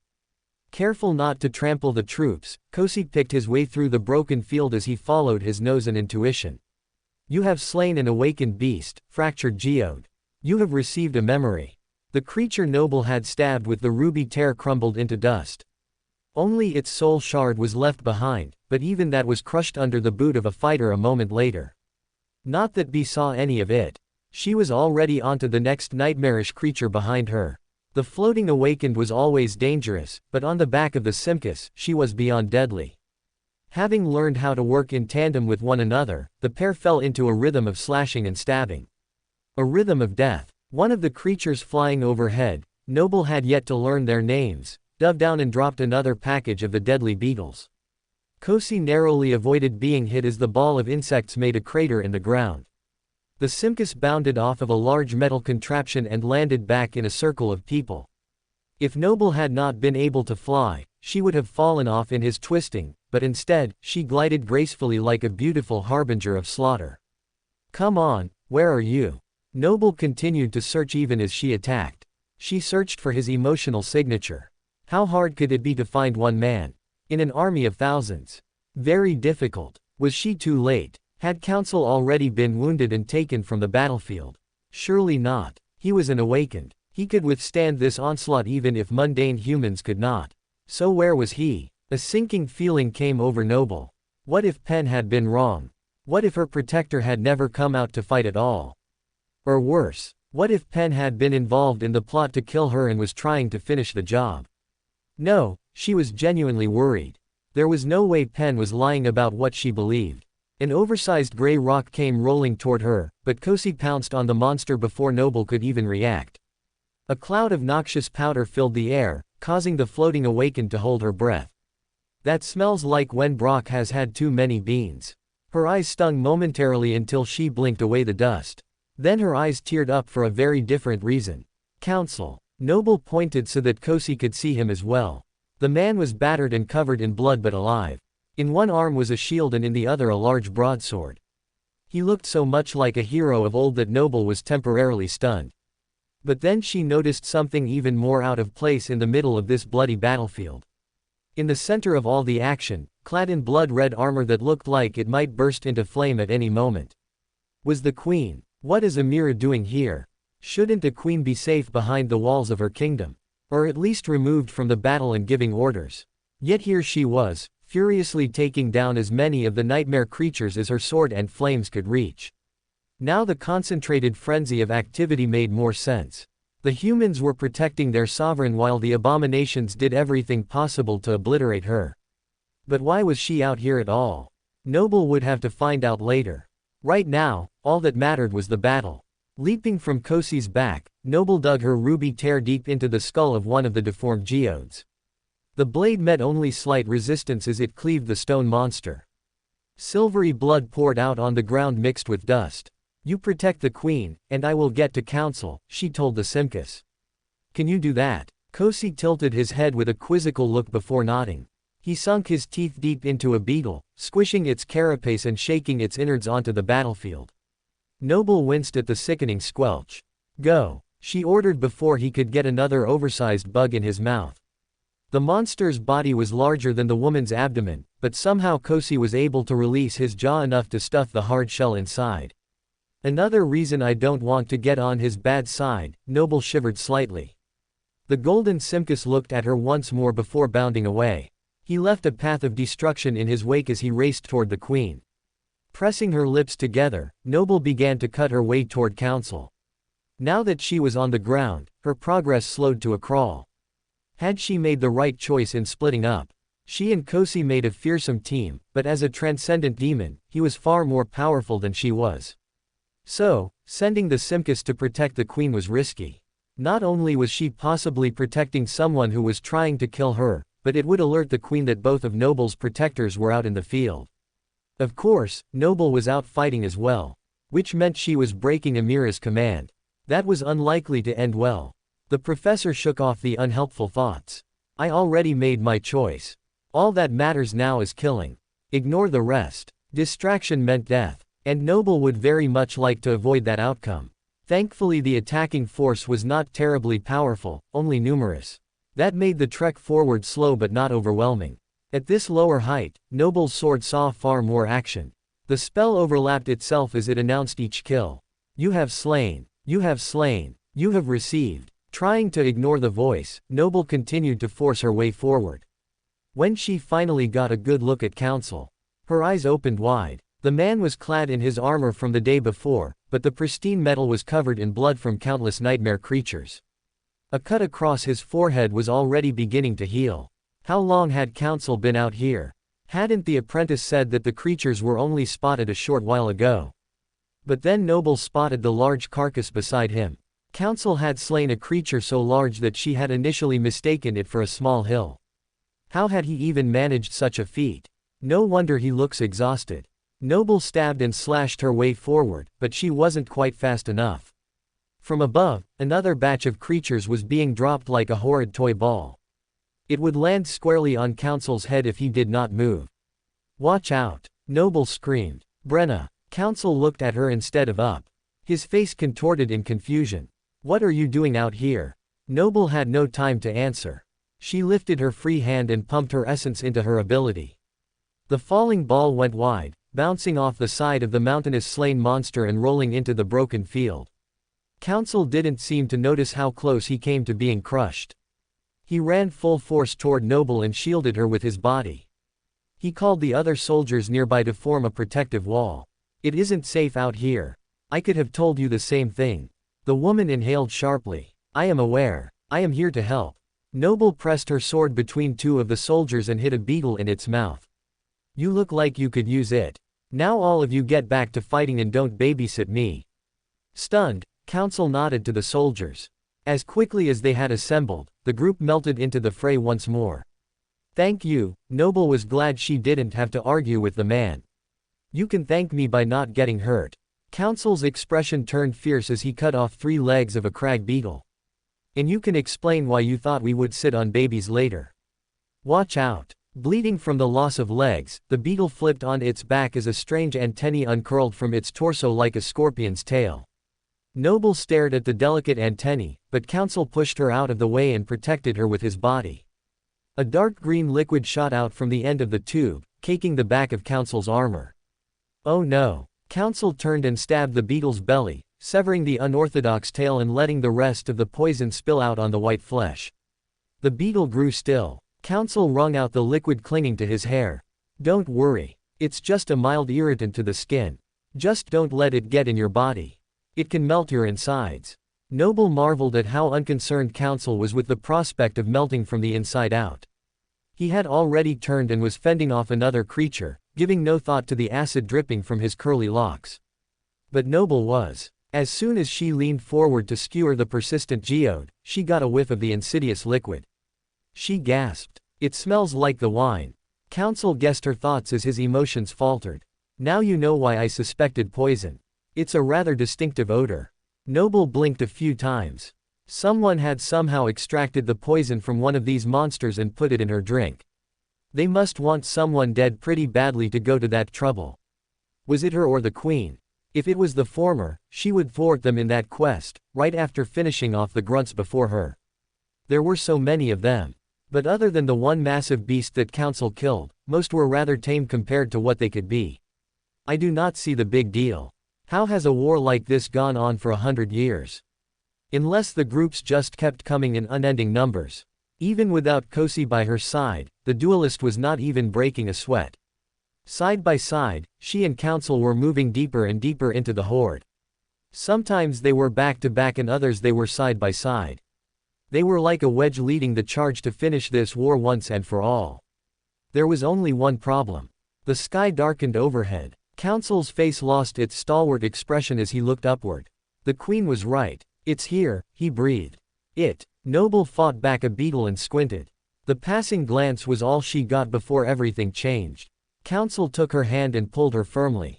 Retreat. Either Council had been given command over the troops or the rest of the army also sensed the danger. For the group of fighters abandoned their furious battle to turn back toward the city. There was just one problem. Noble and Council had indeed created a wedge allowing the massacre of countless abominations. But that action had also brought the humans a long way from the safety of the city. It's a trap. One soldier cried. We're surrounded. Behind them, the bats had been dropping hundreds of creatures to cut off their path. These were not like the beetles and crumbling geodes. They were larger and far more menacing. Long, scraggly gray hair covered their bodies and all 4 legs, while eyes like molten lava blazed below 7 twisted horns. They were taller than any man and looked able to leap over any obstacle in a single monumental bound. Which meant they could jump over the army and come straight for Noble in a flash. I take back what I said. I will take those little minions any day of the week. Noble had more than once wondered if the spell could hear her thoughts. Now she was almost sure it was laughing at her arrogant confidence. Not only had she gotten herself cut off from safety, but she had also brought the bulk of the human army with her. Above, the cloud of bats continued to swirl. Something much larger was among them, a tyrant orchestrating the chaos below. Noble couldn't get a good look at it, but she could feel its calculating gaze over the killing field. Get to safety. Don't let those creatures stop you. Council screamed to those around him. Not that there was any choice but to fight. The noose of abominations was closing quickly. From seemingly nowhere, Kosi plucked a low-flying bat from the air and landed on a beetle. Both were instantly dead. What are you doing here? Noble fought her way to the creature's side. Is the queen all right? Council flanked Kosi's other side, his words overlapping the ladies. There you are, you crazy Simkus. Where have you been? He is supposed to protect Her Majesty. Noble turned just in time to ward off 2 beetles climbing over each other to get to her. Her Majesty knows you are out here. She is going to murder me. Council's emotion spiked. He was more afraid of Amira than the monsters. The mountain goats crashed into the human foes with the force of a battering ram. The rear, which had now suddenly become a second front line, was pulverized by the force of the attack. Seeing the carnage, the awakened warrior brandished his sword to help the soldiers. Get Lady Brenna out of here, he cried over his shoulder. I won't leave you. Noble felt pride well up within her.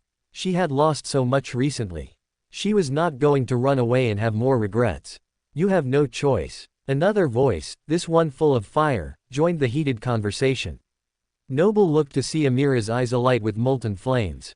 But Noble wanted to argue, but a fireball landed squarely in her chest, forcing her against Kosi. Did you think you could hide from me in that armor? Never. Now, go or all these soldiers will see me murder you for treason. The queen's free hand lit up to throw a second ball. This one was much larger than the first. She aimed it at Noble and prepared to fire. She's insane. The professor silently called forth her fire charm and braced herself for the immolating heat.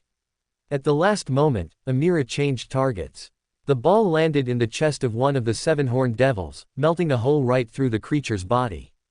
Go, before I change my mind. Noble had no doubt that the queen meant her words. Amira would not stand to be disobeyed a second time. There was only one thing to do. Climbing aboard Kosi, Noble dug her hands deep into the creature's fur. Do your job, council. Your glory days are through. Sheathing her sword, the queen's hands lit, and she sent another wave of fire licking forward through the ranks of the army. While the nightmare creatures were set aflame, the humans miraculously were spared. The amount of essence control to complete such a feat was beyond Noble's comprehension. A path opened up for the Simkus, but it was closing fast. Go, and don't burn your feet. Council climbed onto Kosi's back behind Noble, his sword at the ready. The golden creature howled and lunged forward. Noble was glad she had a tight hold on the beast or she would have been left behind. The smell of charred flesh assaulted her nose as they moved through the scorched ground. When Kosi couldn't avoid the residual flames, he leapt over them. Each jump made Noble's stomach churn. In a matter of moments, they had covered the distance that it had taken them hours to gain. All that stood between them and the city was the horned creatures. Kosi slowed to a stop and hissed. Noble understood why. On her unconventional journey, she had seen that the deranged goats could jump as well. They were a higher rank than any of the other nightmarish monsters on the field, and a line of them was bearing down on the human army. Before, there had been barely any human bloodshed. Now, that had changed. Bodies were littering the ground, broken on the horns of the mighty creatures. Kosi could have barreled past them if not for the 7 points of their twisted crowns. They seemed impervious to even the sharpest blade and propelled forward with as much force as a battering ram. There was no over, under, or around them. The only path to freedom was through. We have to break the line. Noble shut her eyes, feeling for the one who would be the easiest target. Council stabbed at the ground, preventing the smaller creatures from climbing onto the Simkus's back. When one got past his guard, he kicked it back to the dirt. What are you waiting for? Kosi hissed again. Yes, I see them, Council conceded. Find a weak spot and I'll give you some cover. Noble's eyes flicked open. There, she pointed, go for that one. Even as she spoke, she sent as much confusion as she could toward the creature. The fire in the abomination's eyes faltered. Noble pressed even harder into the feeling. She could try to break the creature's mind, but completing such a feat in only a couple of seconds would be nearly impossible. Thankfully, she only needed to distract him. Noble lifted a large clod from a self-destructing geode and flung it at the side of the horned creature's face.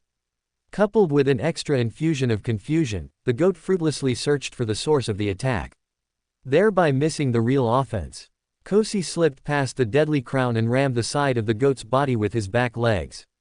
Still off balance, the abomination tumbled sideways, impaled by his neighbor's spikes. Kosi sprinted toward the stone ring around the city. From the sky, a bat dove, determined to take at least one of the humans hostage instead of letting them return home. It latched onto Council's arm and tried to wrench the sword from his hand. That was a mistake. As the Simkus breached the runic circle, he pulled the two humans with him. Noble covered her eyes as the nightmare creature disintegrated to ash in a dazzling display.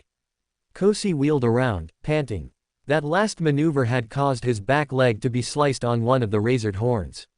He fell to one side, allowing the humans to slide off unharmed. Kosi. Noble looked at the gash on her friend's leg. She covertly summoned some healing ointment and placed it on the wound. Council wasn't watching her. He was looking at the battle. His face was grim. You and Kosi should get inside the palace walls as quickly as possible. Counsel's forceful tone startled Noble. Kosi is injured. He needs a moment to recover. Noble looked down at a splotch of red matting the Simpus's fur. It is barely a scratch. Counsel countered. It will take more than that to really hurt that whelp. You really must get moving. Noble furrowed her brow. It looked like more than a scratch to her, but Kosi was already calmly licking at the injury. I will wait until Kosi is ready. Unless you mean that we are not safe here. We are, for now. But with him being here, that may not be true for long. The man pointed toward the sky.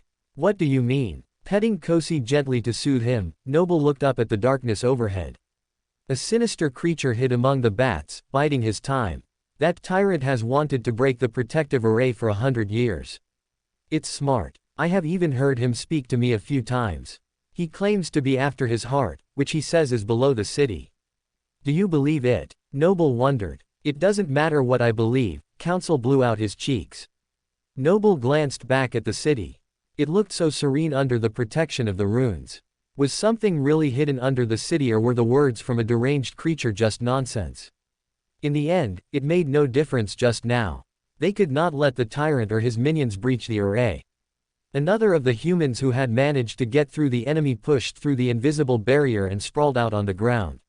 Noble ran to him, holding out the salve to help the worst wounds. The man held up his hands. Don't waste it on me, my lady.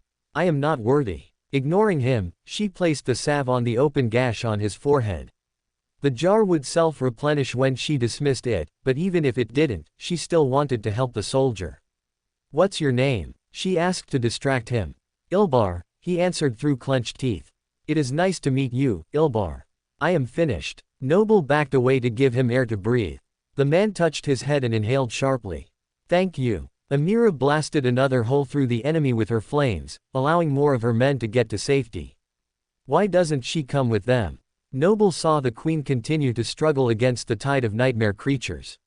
She now stood with her back to the protective array, taking down anything foolish enough to come in range of the obliterating fire. The powerful monarch was easily within reach of salvation, yet she remained outside of protection. What is Her Majesty doing? Noble asked counsel. She is protecting the breach. The years of battle have worn a rut in the stone. While none of the weaker creatures can finish the job, their lord can. Whispers permeated the air, sounding like the hum of wings. Noble could not make out any words, yet counsel could understand. He drew his sword. What? Noble could see he was deeply disturbed. I have to go out there. The man walked toward the breach. The queen was wrong. My hero days are not yet over. Noble watched him leave, a strange mix of feelings in her. She wanted to stop him but also echoed the passion he had to fight the forces of evil.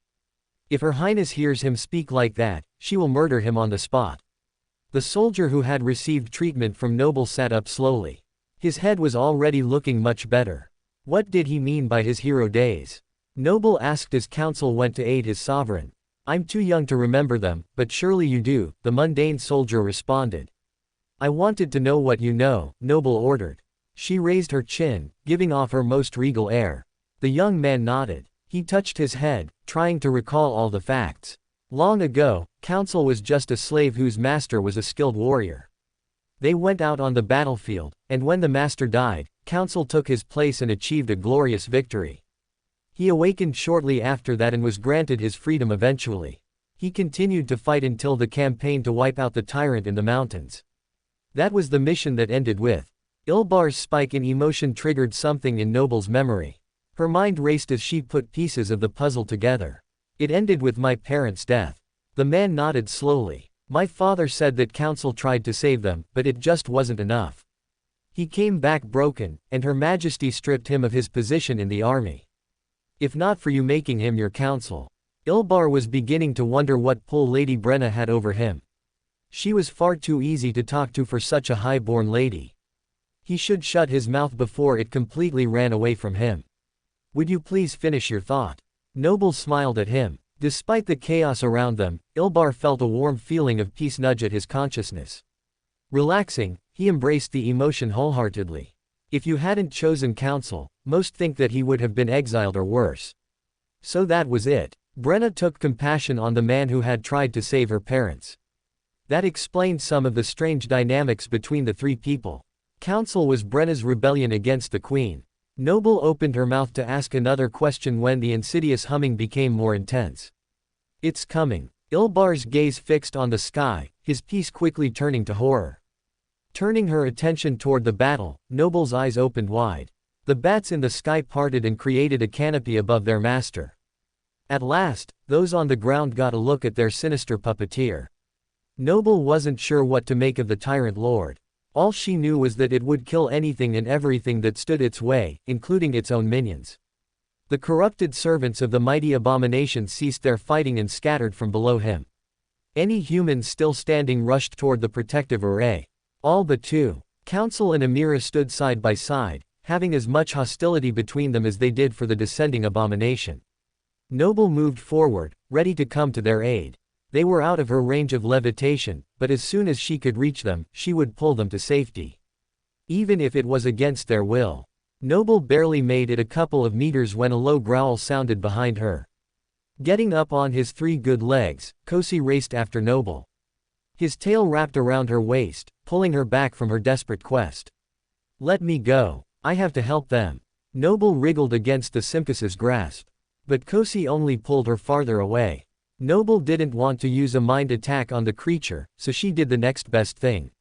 She lifted herself and the creature into the air. Kosi whined. His claws dug for the ground, which was suddenly just out of his grasp. His body contorted to adjust to his weightless state, giving Noble enough slack in his tail to get her body free. She released the Simcus to gravity. I'm sorry, she exclaimed as he landed on the ground on his injured leg.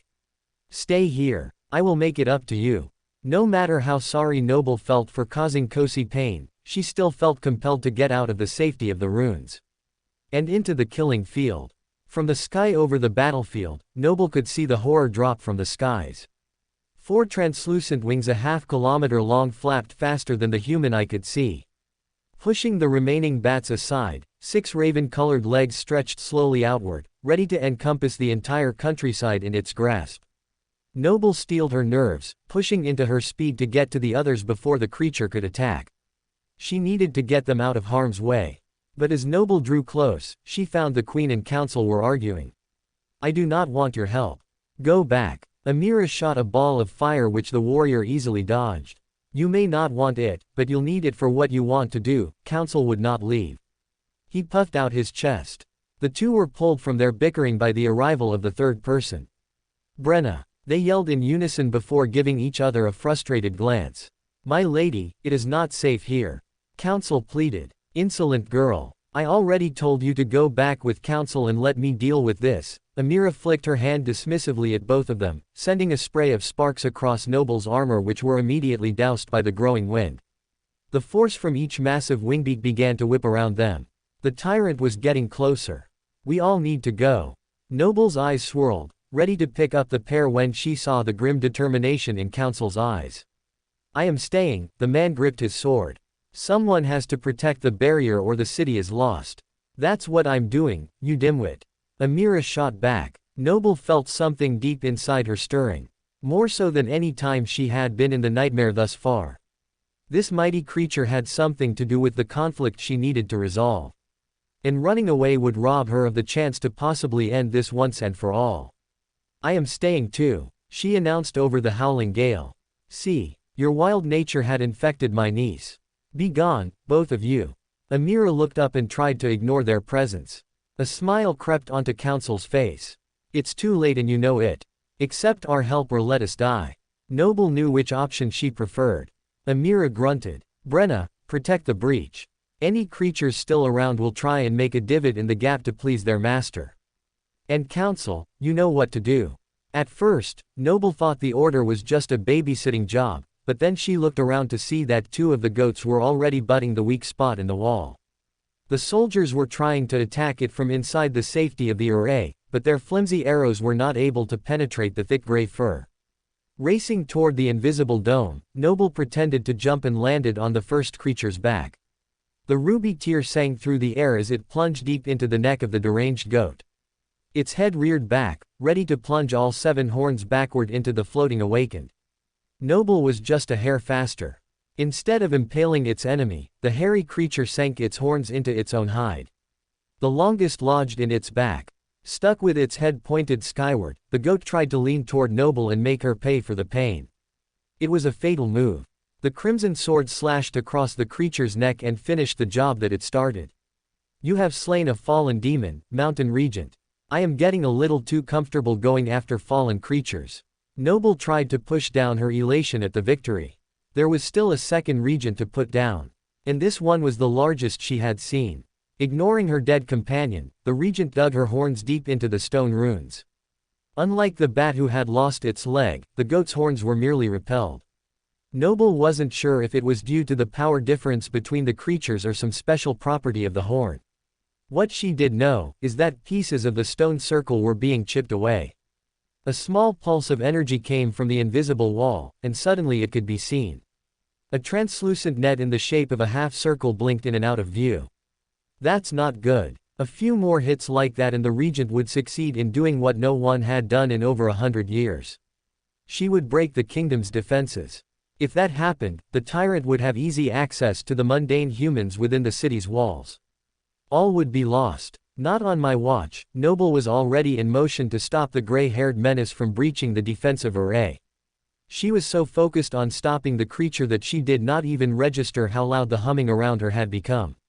Her sole focus was keeping the people who trusted her safe. Keeping poor Kosi safe. You can do it. The regent saw Noble coming and spun around to cut off the awakened's path.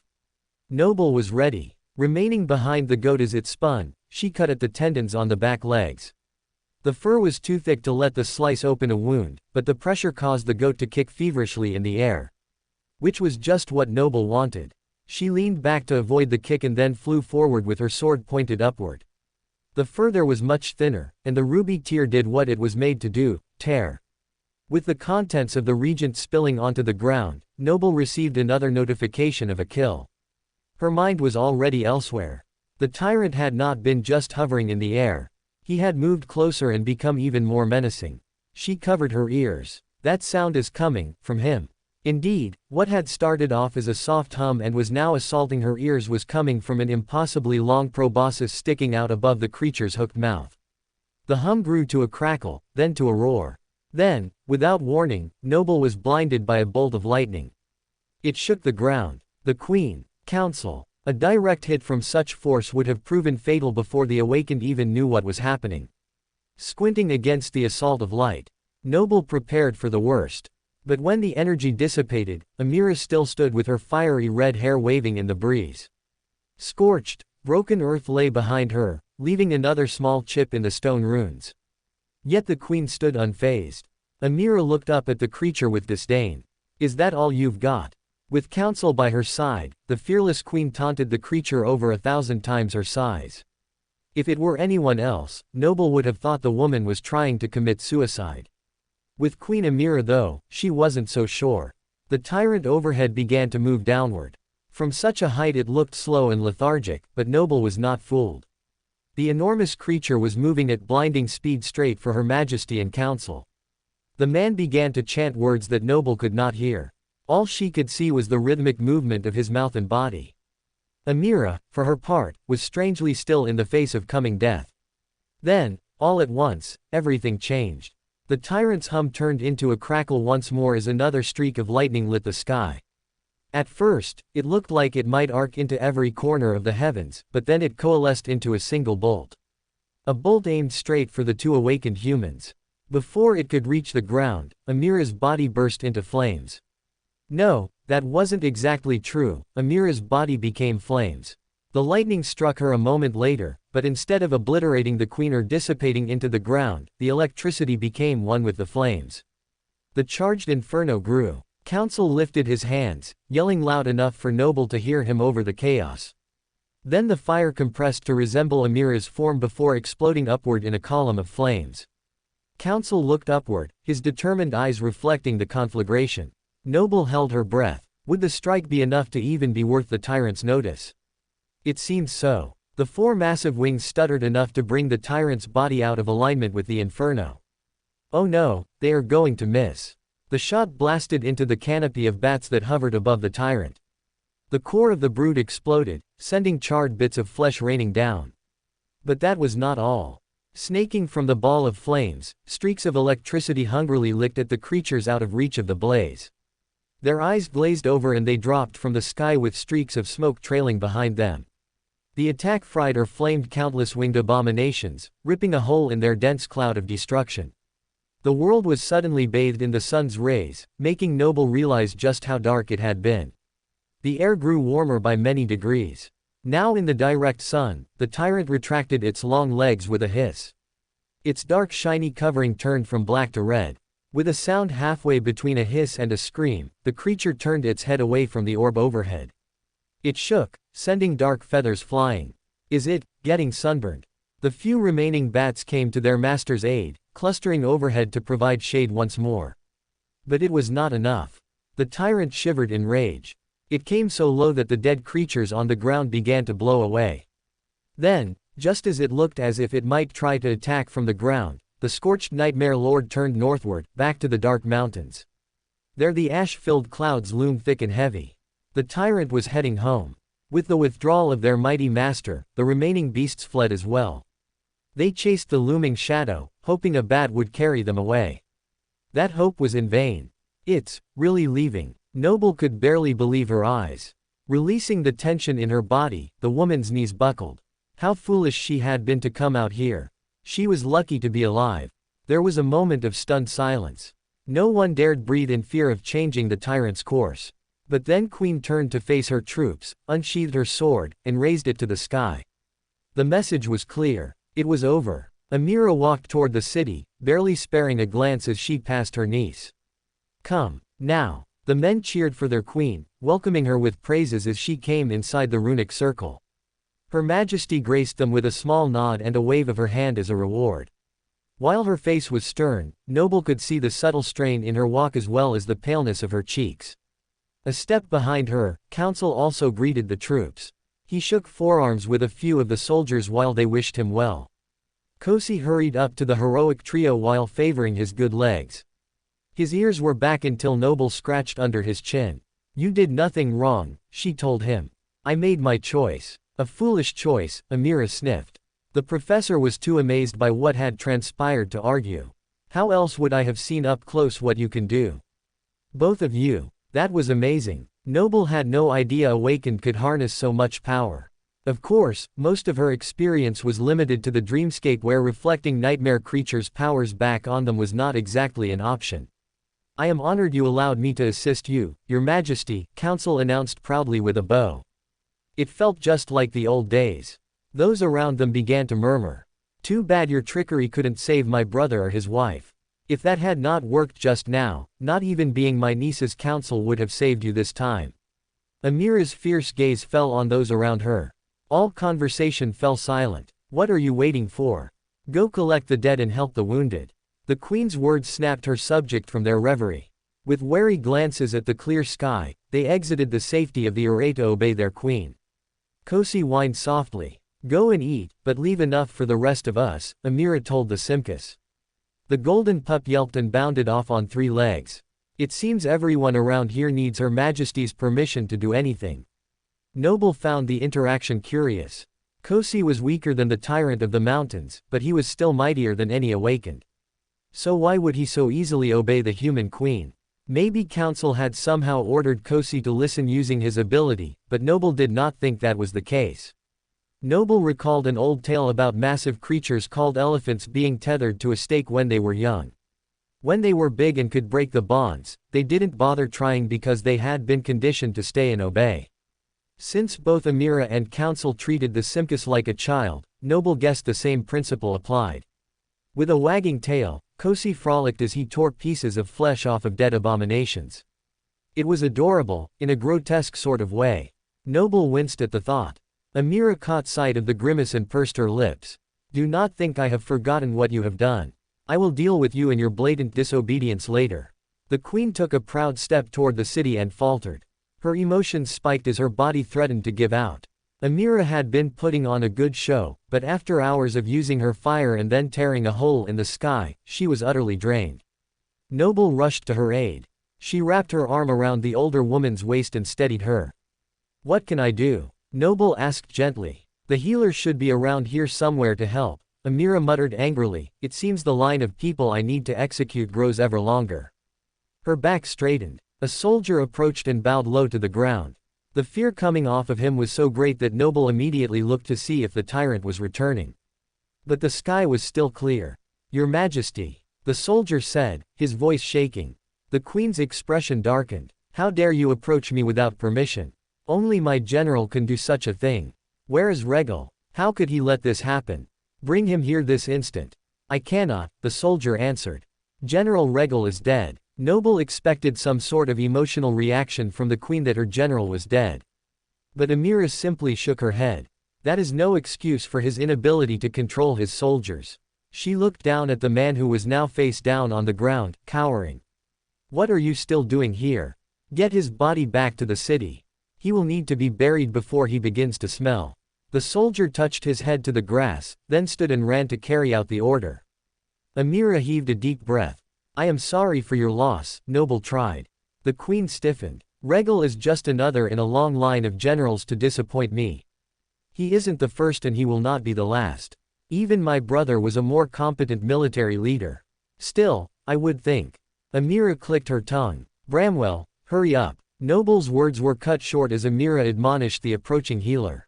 Bramwell ambled toward them with his apprentice, looking even more haggard than before. Coming, Your Majesty. His eyes flicked to Noble and a look of bewilderment crossed his wrinkled face. Lady Brenna, I am surprised to see you out here.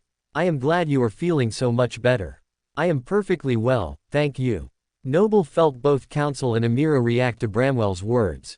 When were you sick? Council clenched the pommel of his sword. This morning, Noble gave him a significant look. But I have recovered as you can see. We have royal blood, Amira arched her brow. No illness would be able to hold us for long, especially with Bramwell around. Though my healer was supposed to be here and not at the palace. I came as soon as I was able, Bramwell assured her. Well, get on with it. Haughtily, Amira held out her hand. On cue, the healer touched the monarch's fingers gently. While another wrinkle appeared on Bramwell's face, color returned to Amira's pallid skin. Much better, the Queen's lips tilted up slightly. Save your ability for only the most dire. You look like death. Your Majesty is always most kind. Bramwell backed away with a bow. Amira pulled out of Noble's grasp. The younger woman had almost forgotten that she was supporting her. Back to the palace, Brenna. This is no place for you. I hope you enjoyed your little adventure. It will surely be your last. Amira turned her back on her niece and walked away. Noble wasn't sure what to make of the whole encounter. You must have been very sick for Bramwell to need to visit you. Council was suddenly racked with guilt. I guess he did not understand my signal before. Noble opened her mouth to admit that she had faked the illness but hesitated. While no one around them was actively listening, it would still be easy to eavesdrop. It was just a little pain. Nothing to worry about. Noble kept her voice quiet but pleasant. I see. Just the same, we should get you to the palace to rest. The Queen has ordered it. Council looked over his shoulder and added in a low tone. And we don't want to end up like you know who. Noble blanched. Is he saying what I think he is saying? The pair turned and began the long walk toward the front gate. There was no Kosi to quicken their pace, and even then Noble doubted that the Simkus would be able to get up the wall as easily as has gotten down. Leaving the carnage behind, Noble waited until she was sure they were out of earshot before voicing her question. Do you think the Queen killed Regal? Noble furrowed her brow. That was wrong of me to say. I was only joking. Council winced as his emotions spiked. He was lying. It did not sound like a joke. Tell me the truth. Noble eyed him carefully. I saw the Queen and General Regal arguing before the battle. And you know how Her Majesty does not like being challenged. Council coughed. It was wrong of me to assume anything happened. I'm sure the general died valiantly. Another lie, at least from Council's perspective. Noble tapped her chin lightly. It would be easy to hide the murder of one's adversary in the middle of a war with nightmare creatures. The better question was, why bother? Are you sure you are feeling all right? You seem out of sorts. Council reached for her hand but stopped short of taking it when Noble flinched. I admit I do not feel like myself today, she deflected. The man's face fell. I should have been there this morning. Why weren't you? This was something that had bothered Noble deeply. Why had one of her protectors strayed so far from her side? Counsel rubbed the back of his neck. I had set out this morning to dig deeper into the mystery of the poisoned wine. When the call came, my vanity got the better of me. I never thought about how that would affect you. Forgive me. Pride goes before the fall. Noble thought about how close Counsel had come to being crushed by some of the falling beetles. Is there any way your humble servant can make it up to you? The man offered with a dip of his head. Noble thought for a moment. Since my head is still muddled, will you suffer answering my foolish questions? I would like your counsel, counsel. A soft smile graced her face. The man responded in kind. No question of yours would ever be foolish. I will be happy to supply any answer I have. All right, here goes nothing. Where should I even start? That thing in the sky. What did you do to scare him off? Noble looked warily over her shoulder to the Ashen Mountains. The nightmare creature and his minions were growing ever closer to the horizon. Amira did most of the work. I just said a few measly words to strengthen and direct her attack. Counsel said modestly. Noble guessed that his part in what had happened was anything but simple. Sorcery. Noble recalled how reverently Julius had used the word. I don't consider myself a sorcerer. I have only mastered a couple of names. Counsel shrugged. Mastering names. What does that even mean? Clearly, there was much about sorcery that Noble did not understand. So you beat it by calling its name. Goodness, wouldn't that be nice? Our victory was much less impressive. You see, the Lord of the Mountain lives among the ash-filled clouds. He does not like the light. Our queen figured out long ago that her best ally against him is the sun. His skin cannot withstand it. Then why doesn't the Lord attack at night? Was the creature powerful but stupid? Our defenses are strongest at night. The array is strengthened by the moon's rays. Their only hope of breaking through the runes is in the daylight. Even then, their success is unlikely. Counsel stood proudly. Noble looked at the tall city walls. Without the protective dome, the kingdom would never be able to defend itself. An ominous premonition came over her. It might be good to find out more about the array and how it works. The professor remained silent for a long time. They entered the city. Thankfully no one challenged them this time, and picked their way through the city streets. One final question. Noble looked to make sure the man was ready. If the array protects the kingdom, why do you bother battling the creatures head-on? Other than the tyrant and the rabid goats, none of the other creatures seemed like they could make a real dent in the stone runes. Counsel chuckled. How else do you propose we get our meat to feed the city? It's as close to food falling from the sky as we can get. Noble paled slightly. That was a hunt. With the bizarre hunt complete, Noble headed to her room to change clothes and review all the events in her mind. There was a lot to process about what she had seen and heard, but two things took precedence over all the rest. The two memories she had received. Diving into her soul sea, Noble found two new orbs shining above the luminescent water. She called forth the first and read the runes. Name: breadcrumbs. Rank: awakened. Type: tool. Description: after his quest, the Raven Lord did not find his way home. Perhaps he should have left a few more breadcrumbs instead of bothering the gods with his troubles. Summoning the memory, Noble studied the unassuming gray stone in her hand. It looked a little like the geode that she had slain to earn it, but more oblong. Like a loaf of bread. Noble took a few steps and looked behind her. Translucent pebbles glowed dimly. Not pebbles. Crumbs. Dismissing the memory, the light disappeared. When the breadcrumbs manifested once more, so did the trail she had made before. But any movement while the memory was dismissed was invisible. Based on the trail's unnatural color, Noble guessed that only the owner of the memory could see it. Interesting. And useful. Without her communicator at home, Noble was an expert at getting lost. The other memory, called the strange scepter, was a voice amplifier and was of no immediate use for her. Still, it was nice to be rewarded for her effort on the battlefield. After studying all the ins and outs of her new acquisitions, Noble was pulled from her musings by a knock at the door. My lady, Lenore curtsied as she entered. I am here to get you dressed. Looking down at her simple frock, Noble frowned. Dressed for what? Lenore laughed at her mistress's obvious joke. What else? The party. Just like after every other hunt, a feast that night was held to celebrate the glorious victory. Not only had the nightmare creatures been cut down in untold numbers, but the queen had also managed to chase away the tyrant with a single strike. She wore a trimmed-down version of one of his black feathers in her hair to commemorate that fact. The banquet hall was packed with nobility and important officials, all showering praise on their most magnificent sovereign.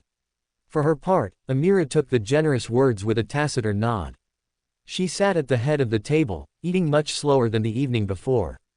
She hadn't sent away a single dish. Perhaps that in itself was a sign of her elation. I've yet to see her smile. I wonder if she even can anymore. From halfway down the table, Noble studied the queen's face for a moment.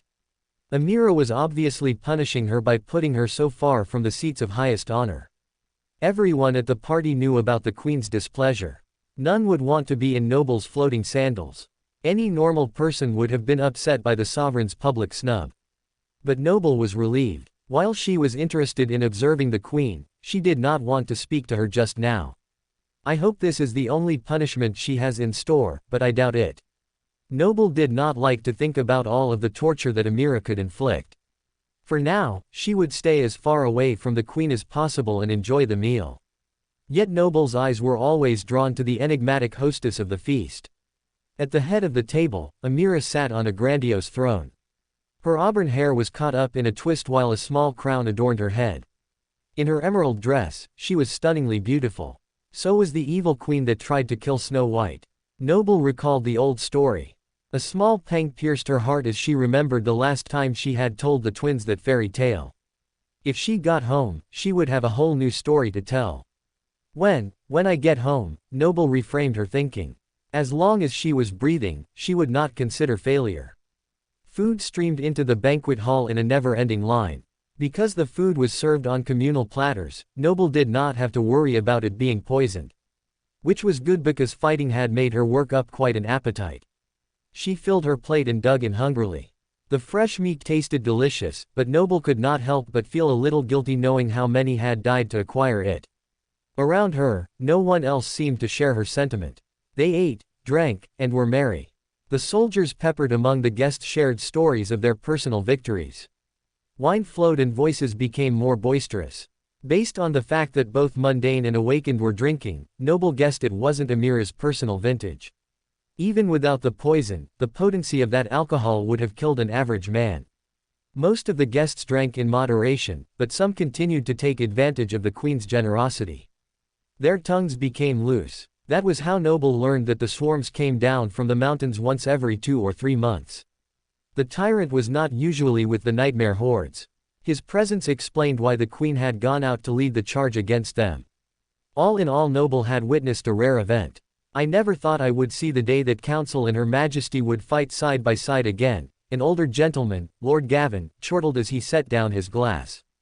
And then Lady Brenna joined our forces, huh? I had no idea you had such battle prowess, my lady. I am glad I met your expectations. Noble dipped her head. I wonder what other talents you have that we do not know about. A woman asked pleasantly. We asked Council, but he would not betray your secrets. Noble glanced farther up the table. Her protector was sitting next to the queen, but they were not conversing. Another example of Amira exercising her power. She could separate the pair from their scheming, at least for this meal. Setting down his fork, Council locked eyes with Noble, smiled, and sent a questioning glance. Did she need something? Well, Noble needed many things, but nothing he could provide just now. A gentle shake of her head gave him this message. Council did not reveal anything because there is nothing to reveal. As for today, I did what I thought needed to be done. Noble said in a practiced manner. Yet your aunt does not appreciate your initiative. It is a shame. She would like to keep you locked away from the public eye, Lord Gavin whispered. I am sure Her Majesty has her reasons. Noble tried to end the discussion, but the gossip took it as his cue to continue. Ah, but what reasons might those be, my lady? You are the favorite of the people and a symbol of our bright future. Her Majesty should have you proudly by her side. I am flattered. Noble smiled and indicated the platter in front of her. Would you like more meat? But the older man did not take the hint for the change of conversation. He took her hand in his. We in the old guard are aware of the queen's jealousy. We will support you in whatever you decide. Decide? What was there to decide? Were they simply talking about her forced confinement, or something more? And what good would the old guard be able to do against the queen? From what Noble had experienced, Amira was a totalitarian leader who did not consult anyone. Before Noble could try and discern Gavin's meaning, the queen finally felt full. She dismissed the food. More than one person stuffed their cheeks to bursting before their plate was snatched away and rose from her seat. Music played, and the guests collectively moved to the grand hall. Most of the elder nobility watched and gossiped from a large balcony, but a few of the younger members took to the dance floor. I suppose this is the second ball I have ever been to. Noble realized. And I never thought I would say this, but I much prefer Valor. While at the Valor ball, everyone had ignored her. She was a no one in a room full of important people. Now the roles were reversed. Except for the queen, Noble was the center of everyone's attention. Guests eyed her and whispered, some more covertly than others. It reminded her of the first time she had entered the Dreamscape as a professional. Well, this is awkward. Just when Noble could stand it no longer, an awakened guest came and bowed before her. May I have the honor of this dance? Lord Alex, Noble had heard the man's name earlier in the evening. I was not planning on dancing this evening. I am just recovering from being ill. Strange. It was Her Majesty who asked me to come and find you. Alex shot a nervous glance over toward the queen. She looked their way and gave a gentle nod. Oh, Noble hadn't seen the two speak. I would not want to dismiss a request by my aunt so easily. Very well, just one dance. A fleeting wave of anxiety passed through Noble, but Alex's confidence was more than enough for both of them. Fortunately, the steps were easy and Noble was able to pick up the movement like it was one of her battle styles. The young man stared at her with delighted eyes. Had he never danced with Brenna before? Noble cleared her throat and searched for conversation. So, Lord Alex, where were you in the fighting today? Me? Fight? Goodness, no. I had more important things to be doing than scavenging for food. Alex laughed, tossing back his luxurious hair. Leave the scrounging to the professionals, I always say. Even the queen was with the troops today. Noble narrowed her gaze, but Alex was not flustered. I respect Her Majesty deeply for going out among the riff-raff. She is truly a peerless leader. I will support her in whatever way I can. The man nodded as he spun her in and out. As for me, my place is here. But you are an awakened. Surely you must feel some sense of duty to protect the city. Today the barrier nearly broke. What would you have done then? Noble watched the man's face break into a wide grin. Ha! The barrier could never break. That is funny, my lady. Alex's expression softened into some sort of concern. Oh, when you said you were ill, I did not realize you meant you were suffering from an illness of the mind. But I suppose it makes sense. Why else would you go out into the battle like a common foot soldier? I look forward to your full recovery soon. I knew dancing with a stranger was not as exciting as movies suggested. Noble rolled her eyes internally. This man is no one's Prince Charming. Setting aside the unflattering thoughts, Noble tried to make the best of things. I see we will not agree. Let us find a new topic. Tell me about your day. Perhaps he would give her some vital information on the kingdom. Oh, it was the usual. Work, work, work. We people with too much wealth never get a moment's peace, you know. I do envy the poor in that regard. Alex was oblivious to his own callousness. Can this man be any more insufferable? Surely there is something useful I can get from him. Does all of the old guard have as much money as you? Noble felt the man's amusement at her question. Ha! They would if they weren't so stupidly generous. They think giving to the poor helps others. Really, it just lets the poor continue to be lazy. Thankfully the queen still has the hopefuls. Most of them use their wealth to further the kingdom in ways that actually matter. Spending money on what artisans make is a far better investment than passing out food. The economy. Alex droned on. Noble hid her frustration as best she could, but as the evening wore on, her patience wore dangerously thin. Other than the information on different groups within the Queen's court, the man had been wholly self-centered. And somehow Lord Alex had managed to wheedle his way in between her and every other dance partner. I must be a better actress than I thought if this man cannot see that I cannot stand him. Noble kept her face neutral. Forgive me, but I think I am almost done for the evening. This will be my final turn about the room with you, Noble asserted. I see, Alex frowned. His next step was unusually clumsy, mashing Noble's foot into the stone floor. "Oh, are you all right?" Somehow, Noble found a way to internalize the cry and keep the watering in her eyes in check. "If you'll excuse me," she said through gritted teeth. Alex took her by the elbow gently. "Let me help you find a seat. I can wait with you while you recover." "No need," Noble pulled her elbow from his grasp. Scanning the room, she caught Counsel's eye and silently indicated it was time to go. Counsel immediately stepped between the former dance partners. "Lord Alex, that is 7 dances this evening. I must protest. Lady Brenna requires rest," he told the pompous lord. "I was just about to escort Lady Brenna to find a seat." Alex began to argue. Then his eyes went wide. Sweat formed on his brow, and he pulled at his collar. "But it is quite late. Until next time." He bowed. Relieved, Noble curtsied. "Thank you," she told her protector as they exited the hall. "I was beginning to think I would never escape. If that man had his way, he would have kept you dancing all night," Counsel spat. "I think he might have stepped on my foot on purpose just to keep me from dancing with anyone else." Noble's foot still stung from the short impact with the ground. Counsel balled his fist. "I will not let this stand." Panicking, Noble held up her hand. "I take it back. I am sure it was an accident." The protector did not seem convinced, but there was not much he could do. He sighed. "It is too bad the one who has your heart is not here to rescue you from such impertinence. That is indeed a shame." Noble felt a blush come to her cheek. Counsel's face hardened. "Kosi and I will keep watch outside your door this evening. I would hate for him or any other pompous fool to disturb you." A short while later, Noble tethered herself to her bed as she contemplated what decisions she needed to make going forward. One such choice she made quite easily.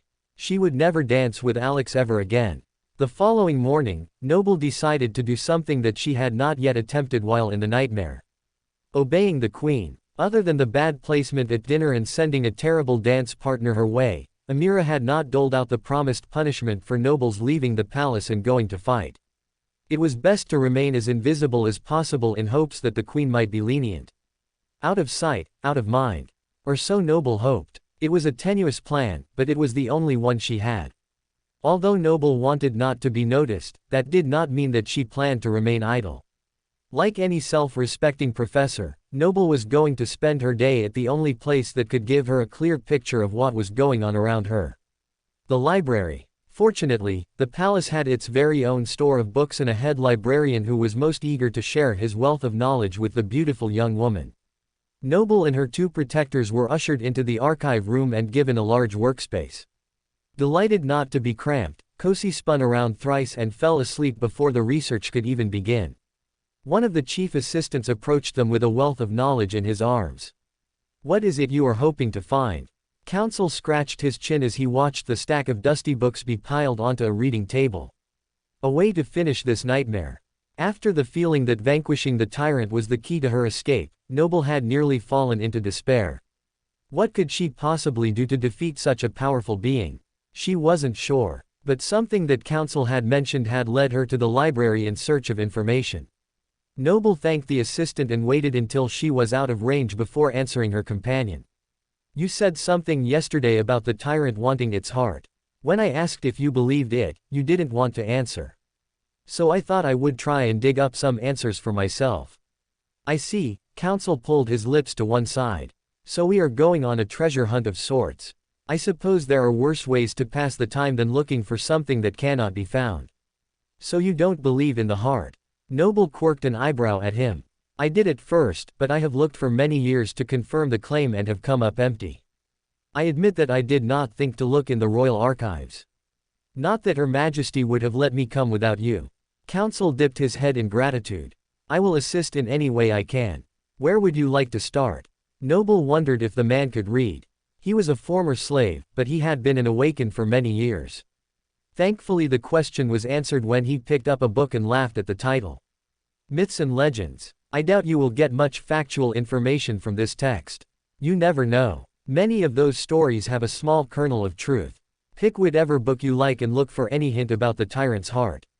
Noble selected one for herself and began to dig into the mysteries of the dream realm. As she looked through the tomes, Noble wondered how many others from her world had gotten such an uninhibited look at the ancient civilizations of the dream realm.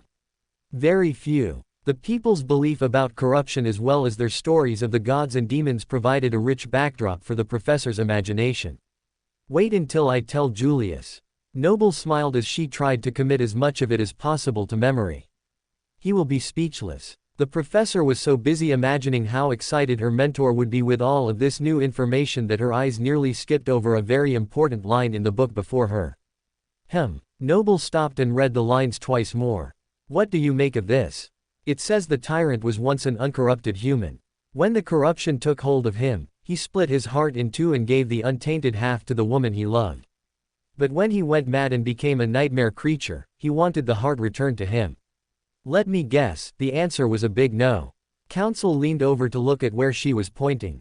Not only that, they used the heart to banish the man and protect the city from it.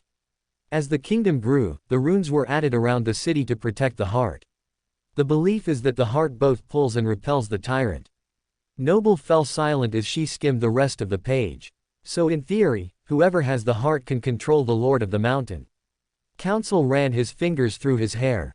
It might also explain why I can understand the creature so clearly. Part of him is still uncorrupted. Now that was a strange thought. Could a nightmare creature remain in a state of only being, mostly, corrupted? It seemed like it was a possibility, though an unlikely one. Do you think the heart is here in the palace? Council glanced around the room as if looking for a secret passage. It might be. Are you wanting to look for it? Noble felt a thrill of excitement. Who didn't love a treasure hunt? I will do whatever you desire to pass the time until the celebration. Council's tone clearly suggested his preference. His offer was incredibly tempting. In the end, Noble sighed. Perhaps later. First, let's finish looking through the books and see if we can get a better location than just somewhere in the kingdom. They spent the next couple of hours poring over the books provided by the palace staff. The only clue they could find to any location was that the heart was buried in the city center. But even that was contradicted by both earlier and later sources. Council yawned, catching Noble's attention to the lateness of the hour. Oh my, it is past lunch. At the word, Kosi picked up his head and stretched. He would never say no to food. Shall I get us something from the kitchen to eat? I will make sure that the cook prepares it in front of my eyes, Council assured her. That would be wonderful. Do you think it is all right if we eat in here? Noble began to stack the books. She didn't know where normal meals were taken in the palace, but it likely wasn't the library. I don't think they will try and tell the queen's niece no, Council smirked. I will be back with sustenance shortly. Kosi, are you coming or staying? The Simkus stood, his tail wagging. The pair shuffled out of the room, leaving Noble with her thoughts. Alone, Noble finished stacking the books into those that would go back on the shelves now and those that she still required. Among the books was a tightly bound tome on the 100 years of war that the kingdom had faced since the beginning of Amira's reign. Opening it, Noble found the word rubbish written across the title page in indelible red ink. It looked almost like blood. Who would dare deface a book in the royal library? The professor wondered aloud. I would, a sharp voice answered. Startled, Noble turned around slowly and faced the one person she had been avoiding most. The queen. How long had Amira been watching her? And why hadn't Noble sensed her approach?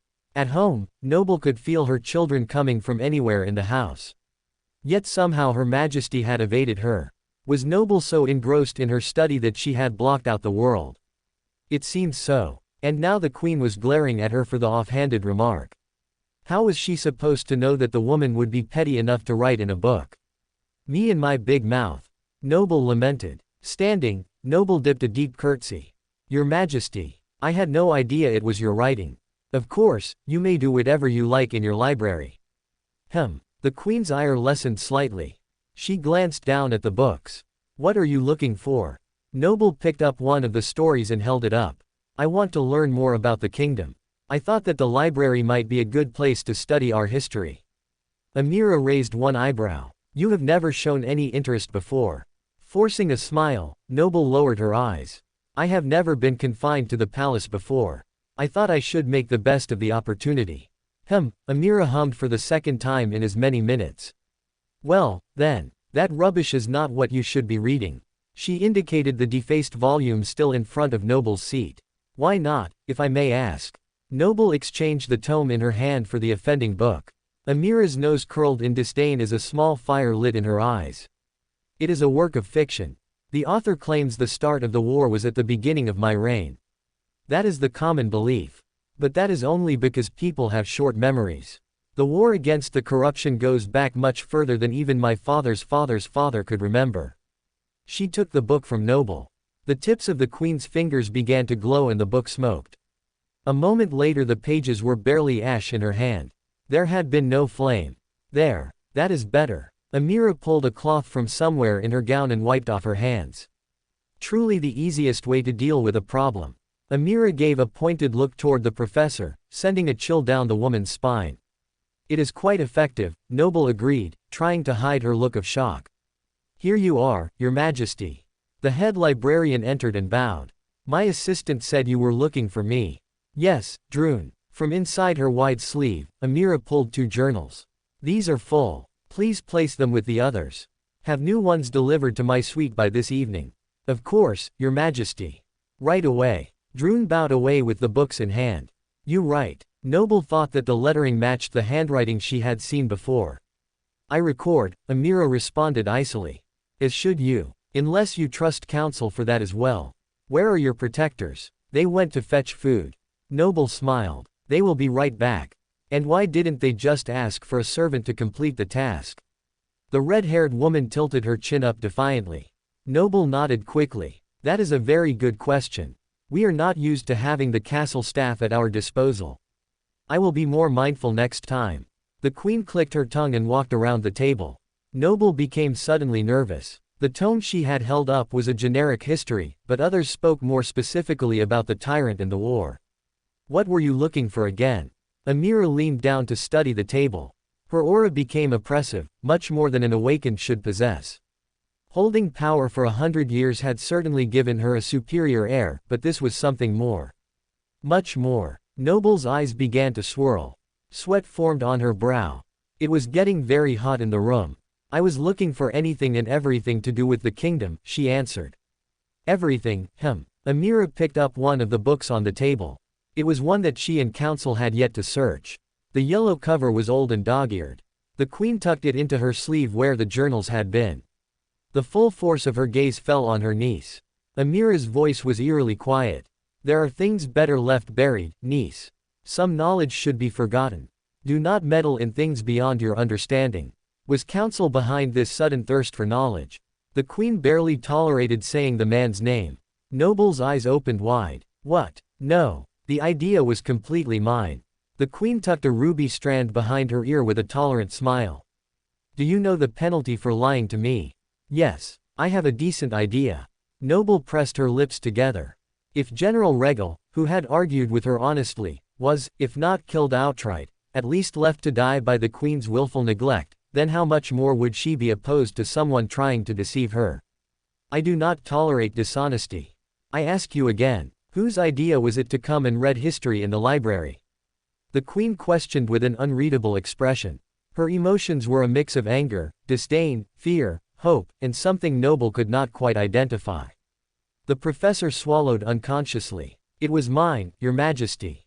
The queen's countenance darkened. For a moment, Noble felt she might have to fight Amira then and there. Something told the professor that she would come out on the losing end of that battle. Noble took a step back. It was just some innocent research. Just then a happy whistle drew both women's attention. Lord Alex came waltzing in looking as handsome and obnoxious as the night before. But Noble was glad to see him nonetheless. His entrance allowed her to move out of reach of the queen. Noble moved toward him and dipped her head.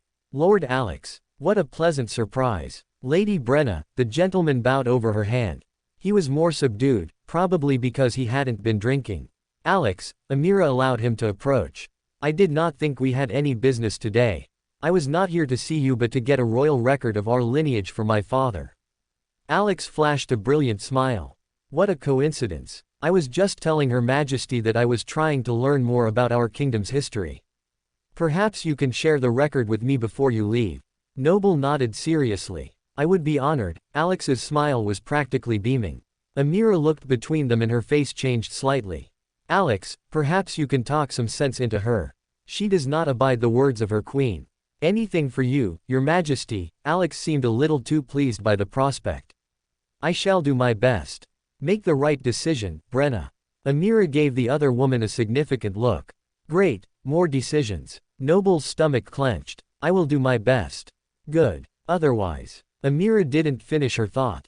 She didn't need to. The amount of hate pulsing from the queen was suffocating. The only thing worse than experiencing the monarch's anger was the moment she departed. And Noble was left in the company of Lord Alex, alone. With Her Majesty gone, Alex made himself comfortable at the seat across the table. His casual demeanor bothered Noble in a way she couldn't describe. He acted as if he belonged there and she was the one intruding and had requested his time. Reluctantly, Noble joined him. She opened a book and buried her face in it, hoping he would take the hint. He did not. Alex wore a crooked smile. Are you really going to ignore me? We spoke so much while dancing, I am afraid I have run out of things to say, Noble responded icily. That was a lovely time. I do hope we can relive those moments in the upcoming celebration. Over my dead body. I don't think that is a good idea. I am not sure my foot can stand being stepped on again just to prevent me from leaving. Noble looked up from her book just in time to see the man grimace. He pulled lightly at his collar. You are too perceptive, Lady Brenna. I hope you will not blame me too much for wanting more time in your company. I hope you will not blame me too much for going back to my studies. Noble held up the book to block her face. At dinner last night, she needed to be polite with so many people around. With just the two of them, Noble decided she could be more blunt. Where was Counsel? He must have overseen the entire preparation of the meal to have been gone so long. It was thoughtful but inconvenient. She thought about going to look for him but did not have a good enough map of the palace in her head to find him with any sort of accuracy. Noble blew out her cheeks. Why wouldn't the pompous man before her just leave? Alex leaned forward and pushed down the edge of her book. His emotions faltered in their confidence when he saw her glaring at him. I cannot go until I have done as the queen desired. He forced a smile. It is better that you do what you should, Lady Brenna. That's how ladies act. So by going against what you say, I am not a lady. Noble did not realize it was possible to dislike the man more, yet here he was proving her wrong. She shut the book roughly, catching Alex's finger between the pages. He pulled his hand away and pressed the fresh papercut against his lips for a moment. That is not what I meant, he answered, shaking his finger in the air. I only meant that the end is inevitable. So, why fight it? Noble pursed her lips. You'll have to be more specific. What end do you think I am refusing to face? Alex raised one eyebrow. You must renounce counsel. Laying her book on the table, Noble could not help but laugh. Must? Why must I? The man shook his head wearily. Her Majesty is becoming impatient. You and I both know what judgment awaits the treacherous snake you have serving you. With all the haughtiness of her station, Noble tilted up her chin and looked down her nose at the Lord. Enlighten me. Counsel's trial for the death of your parents has been postponed for years. Many are pressuring for it to conclude. They want him sentenced or exonerated. And you know Her Majesty cannot forgive him. When she renders her verdict, Queen Amira will execute him. She can do that whether or not he is my counsel. Noble felt like there was a piece missing from the reasoning. Amira had also implied that counsel was saved by Brenna's actions. Are you so unconcerned about your own life? Do not think that Her Majesty will disobey the law of the land when you have weaponized it against her. Whatever happens to counsel will also happen to you. You are responsible for his choices. Do you want to be executed alongside him? I do not. Noble opened and raised the book once more. This time it was to hide the tears forming in her eyes. So that was it. Brenna had stopped the queen from executing counsel by binding herself to him. No wonder Her Majesty did not like her. Alex nodded. Then you know what to do. Denounce your counsel and pick me instead. I was the one you were supposed to choose. Queen Amira hand-selected me. But my patience, like the queen's, is wearing thin. The Lord leaned over the table and took her hand. Noble dropped the book and found herself staring straight into his shining eyes. He smiled brightly. Shall I tell the queen the good news or would you like to? Pulling her hand away, Noble used her powers to push back her chair as she stood. There is no news to tell the queen except that we did speak. Noble clicked her tongue. I hardly think my aunt will be elated. But, you are going to renounce. Alex sputtered. He had imagined this conversation going differently. The only thing I am willing to announce right now is that I will never have you as counsel. I am not Her Majesty's puppet. Noble felt the words tumble out, but she was not sorry that she had said them. She had seen this sort of behavior before. If the professor had been a social climber, it would have been easy to get caught up in the game. But Noble wasn't about to ally herself with someone as detestable and domineering as Lord Alex. And if Amira was on his side, she wanted nothing to do with her scheming either. I have to return these. Noble picked up a few things from the table. But my lady, what shall I tell Her Majesty? Alex's confident exterior melted. The truth, I suppose. Noble continued to walk away, but Alex cut off her exit. Your life is mine to use. Good day. The professor stared determinedly at the man, but he did not move. He took her shoulders. Please. You are not thinking straight. On the contrary. Noble pushed the books against Alex's chest. My thoughts are becoming clearer by the second. And right now I am thinking you had better move. Alex's grip tightened in desperation. He did not like the idea of being openly rejected. Noble had had enough. Releasing one of the books in her hand, she reversed her levitation and forced the pages down at frightening speed. The spine slammed into Alex's foot. He jumped backward. Ouch. Why would you do that? If you can step on my foot to try and make me stay, then it seems only fair that my book can step on your foot to allow me to leave. Noble pushed past him. Noble felt the Lord's mood finally turn sour. She enhanced that emotion, hoping that it would make him dislike her as much as she did him. But somehow his distaste only fueled his determination. My lady. No. Using her extra sight, she could feel him coming toward her. Without turning around, she lifted and pinned him to the stone wall while continuing to walk away. You are only delaying the inevitable. Fighting me on this is fighting yourself. Alex called, his voice strained. Is this the job of your Simcus? Tell him to let me down. No. And don't bother me again. Good day. The awakened man struggled against an invisible enemy, desperate to catch up and argue further. He would not get that chance. As Noble rounded the corner, she was delighted by the smell of food wafting through the air. Kosi jumped toward her, his tail wagging feverishly so that he almost knocked over multiple bookshelves.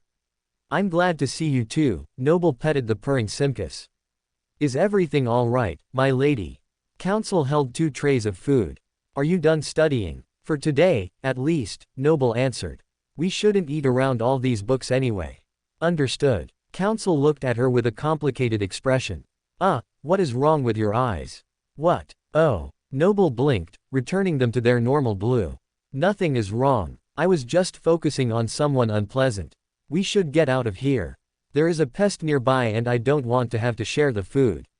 The trio found a table in a walled courtyard and settled in to enjoy their meal. Kosi, who no longer seemed hungry after gorging himself in the kitchen, stretched out on the grass and fell asleep.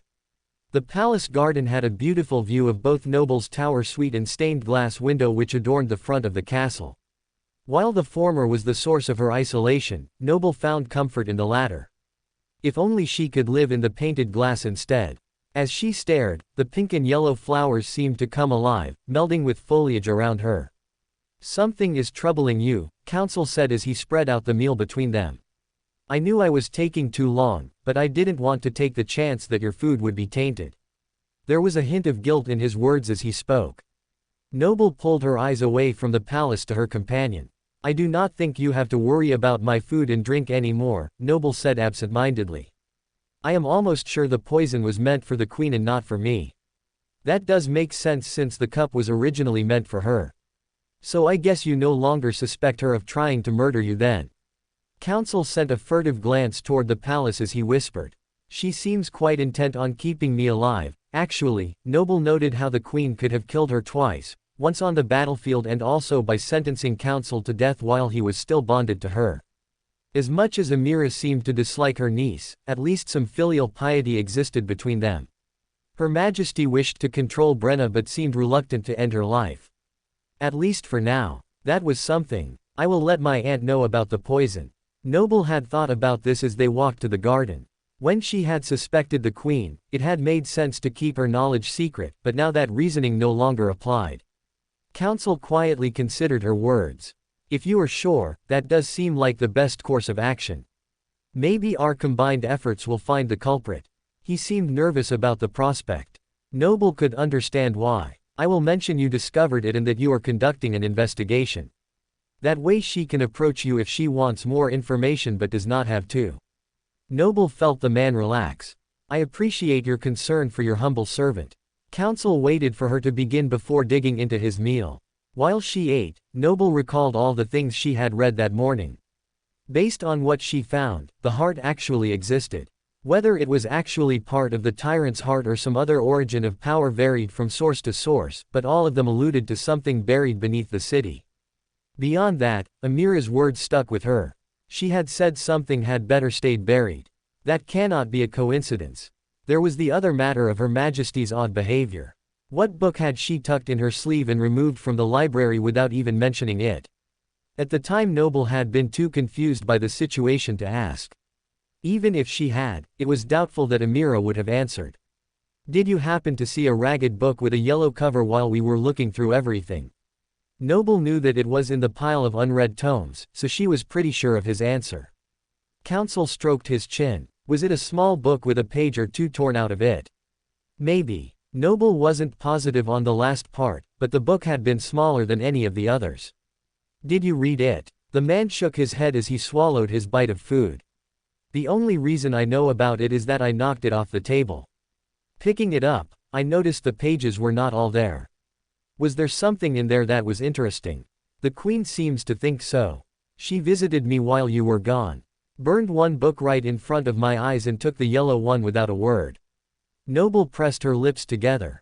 I wonder if the missing pages are still in the library. If they are, perhaps we can get an idea of what Her Majesty is hiding. Hiding. The Queen is certainly hiding something, but why? Tomorrow I will ask Droon if he found any loose pages. She decided. In the professor's experience, concealing the truth was used to either protect or harm. The government had held off on announcing the coming gates in Antarctica to give themselves time to prepare. Their ultimate goal was to protect the public. Knowledge was power, and when wielded properly, it could create or destroy. So what truth was the Queen guarding, and why? Would the information help Noble in her mission? If it was not, she was content to let the Queen have her secrets. But something inside her said that whatever Amira knew was vital to Noble's mission. And ultimately her survival. If she will not give it to us, we will find it another way. There are a few other pieces of information that might be of interest to me regarding that tyrant. If the Lord has a weakness, I want to find it. Is there a reason you are suddenly so focused on the Lord of the Mountain? This is beginning to feel like more than just a treasure hunt to pass the time. Counsel tried to act disinterested, but Noble could feel his genuine concern. Seeing the tyrant up close was eye-opening. Noble chose her words carefully. How long has it been trying to destroy the kingdom? For as long as Her Majesty has been in power. Counsel's expression darkened. My aunt says it is much, much longer. That raven-feathered lord comes and goes from the ash-filled mountains whenever he pleases and terrorizes our land. He threatens the life of our people. I do not think we should continue to live in fear of his shadow. He must be stopped. Noble stared evenly, unsure of what response she wanted from her counsel. I see. I do hope you are not planning another expedition into the mountains. As the only survivor of that cohort, I will tell you that the terrain is treacherous and impassable. There is a reason we have not had trade with the north for as long as anyone can remember. I doubt any humans still live up there. Even without the corrupted creatures, it's a death trap. Aside from the geography lesson, Noble felt that his message was clear. Going to the tyrant was a bad idea. What was the other option? Waiting until he attacks and hoping for the best. Or maybe, what if we lure it to us instead? Have it meet us on our terms. We will learn everything we can about it and set a trap. Noble liked the idea very much, but Counsel frowned. You sound like your father. He was convinced we could be rid of our enemy as well. Noble remembered her real father. Lance wouldn't have backed down from a fight either. A sad smile came to her face. A tyrant can be killed. We just have to be strong enough to do it. Counsel looked away. I wasn't strong enough last time. There was meaning behind his words. He felt that he had been a coward. Noble balled her fist determinedly. Then we will train and get stronger. Both of us. For the first time since the conversation began, the man smiled. I like it when you include me in your plans, my lady. Very well. If you want to study and train to take down the Lord of the Mountain, I will as well. I only hope you have thought this through. Me too. Noble took a deep breath. Killing the tyrant was the right path. It was the key to ending the nightmare. Until then, Noble just had to survive and hone her skills. Council lifted his cup in a toast. To getting stronger. To ending a war, Noble lifted her own. They drank deeply, each internalizing their vow. They had a lot to do. Noble spent the afternoon going over possible plans moving forward. She imagined every scenario based on the information that she had. Thankfully, Council and Kosi had patiently left her to her silent thoughts. Some things were best done without another's input. By the time she joined Amira for dinner, Noble felt more confident in her desire to end the war. It needs to be done. It was at the core of the nightmare. Noble could feel it in her bones. After all, every nightmare had a major conflict. Resolving that problem was the key to escaping the nightmare and returning to the waking world. And that is what Noble desired. She wanted to go home. This is nothing like my last conflict. Noble's first nightmare had revolved around a nomadic tribe trying to travel overland to find a new life. The endpoint was clear. She needed to make it safely to her destination. While it sounded simple, it was anything but an ordinary trip. The group they were with was shunned by dozens of small villages, so food and water quickly became scarce. Some of the villages were actively hostile, throwing stones or worse to keep the travelers away. But people and resources were not the only problems. It was the dream realm after all. Fire beasts hunted the nomads down and attacked many times. No matter what young Noble did, the massive creatures were unwilling to be repelled by her levitation. The teen hadn't mastered her skills at that point, and it was only when she was burned beyond recognition that she realized that her levitation ability could be used on herself to escape the flames. It had been one of the hardest lessons she had ever had to learn. For not only did Noble lose one of her eyes and most of her skin in the attack, but she also lost everyone around her during her travel. Noble was just too weak against a far superior foe. The entire tribe was destined to die. So was she. But in the end, Noble survived, barely. Burned and broken, she had wandered into the city of promise and collapsed. After learning of her journey, the leader placed a garland on her head and called her a child of promise. Hearing those words, Noble wept. It was only then that the nightmare ended to give her a final evaluation and return her to her own body. The first trial had not only been physically demanding, but mentally forced her to face her inner demons.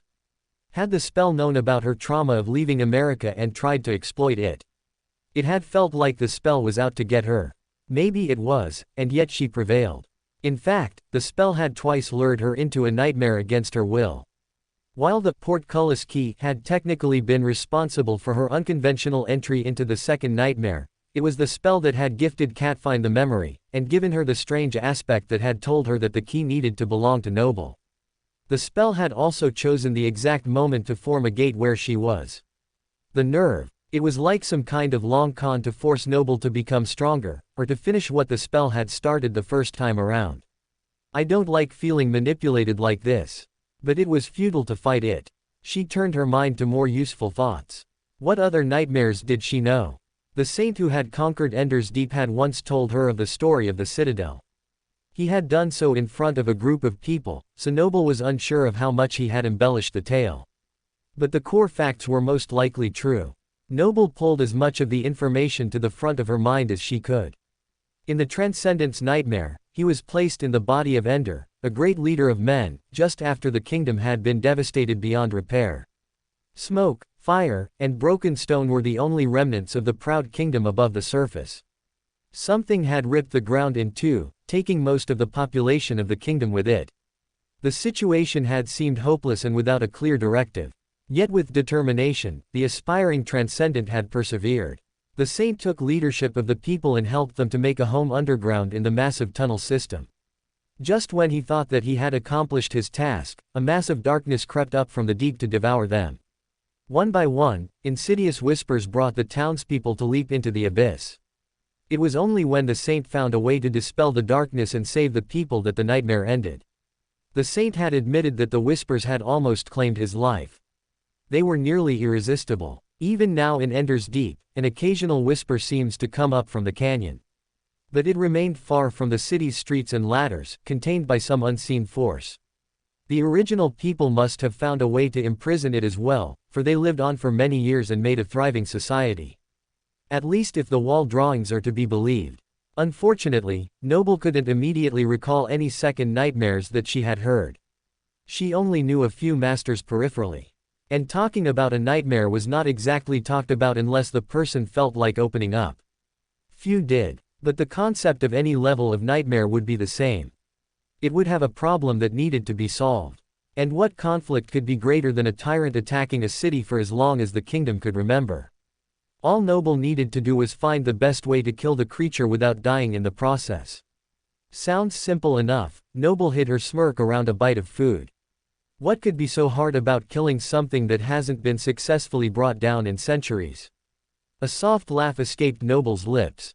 Amira arched her brow and set down her spoon. The temperature in the room increased by many degrees. What is so funny? Noble nearly choked on her soup. Funny? Oh no, she thinks I am laughing at her. It was nothing, really. Just a silly joke in my head. Tell me. The queen tapped her fingers lightly on the table. Small burn marks showed on the lacquered wood. I would rather not. It wasn't funny. Noble squirmed in her seat. Amira clicked her tongue. Very well. Is there something else you want to tell me? Something important. Noble felt the heat of the woman's gaze and started to sweat. There was, in fact, something she wanted to tell the queen, but perhaps this wasn't the best time. For more thrilling fanfiction stories like this, check out my channel Fanfic Audiobook. Dive into epic adventures, mysterious realms, and legendary journeys brought to life through immersive storytelling. Don't forget to like, share, and subscribe for more amazing audiobooks.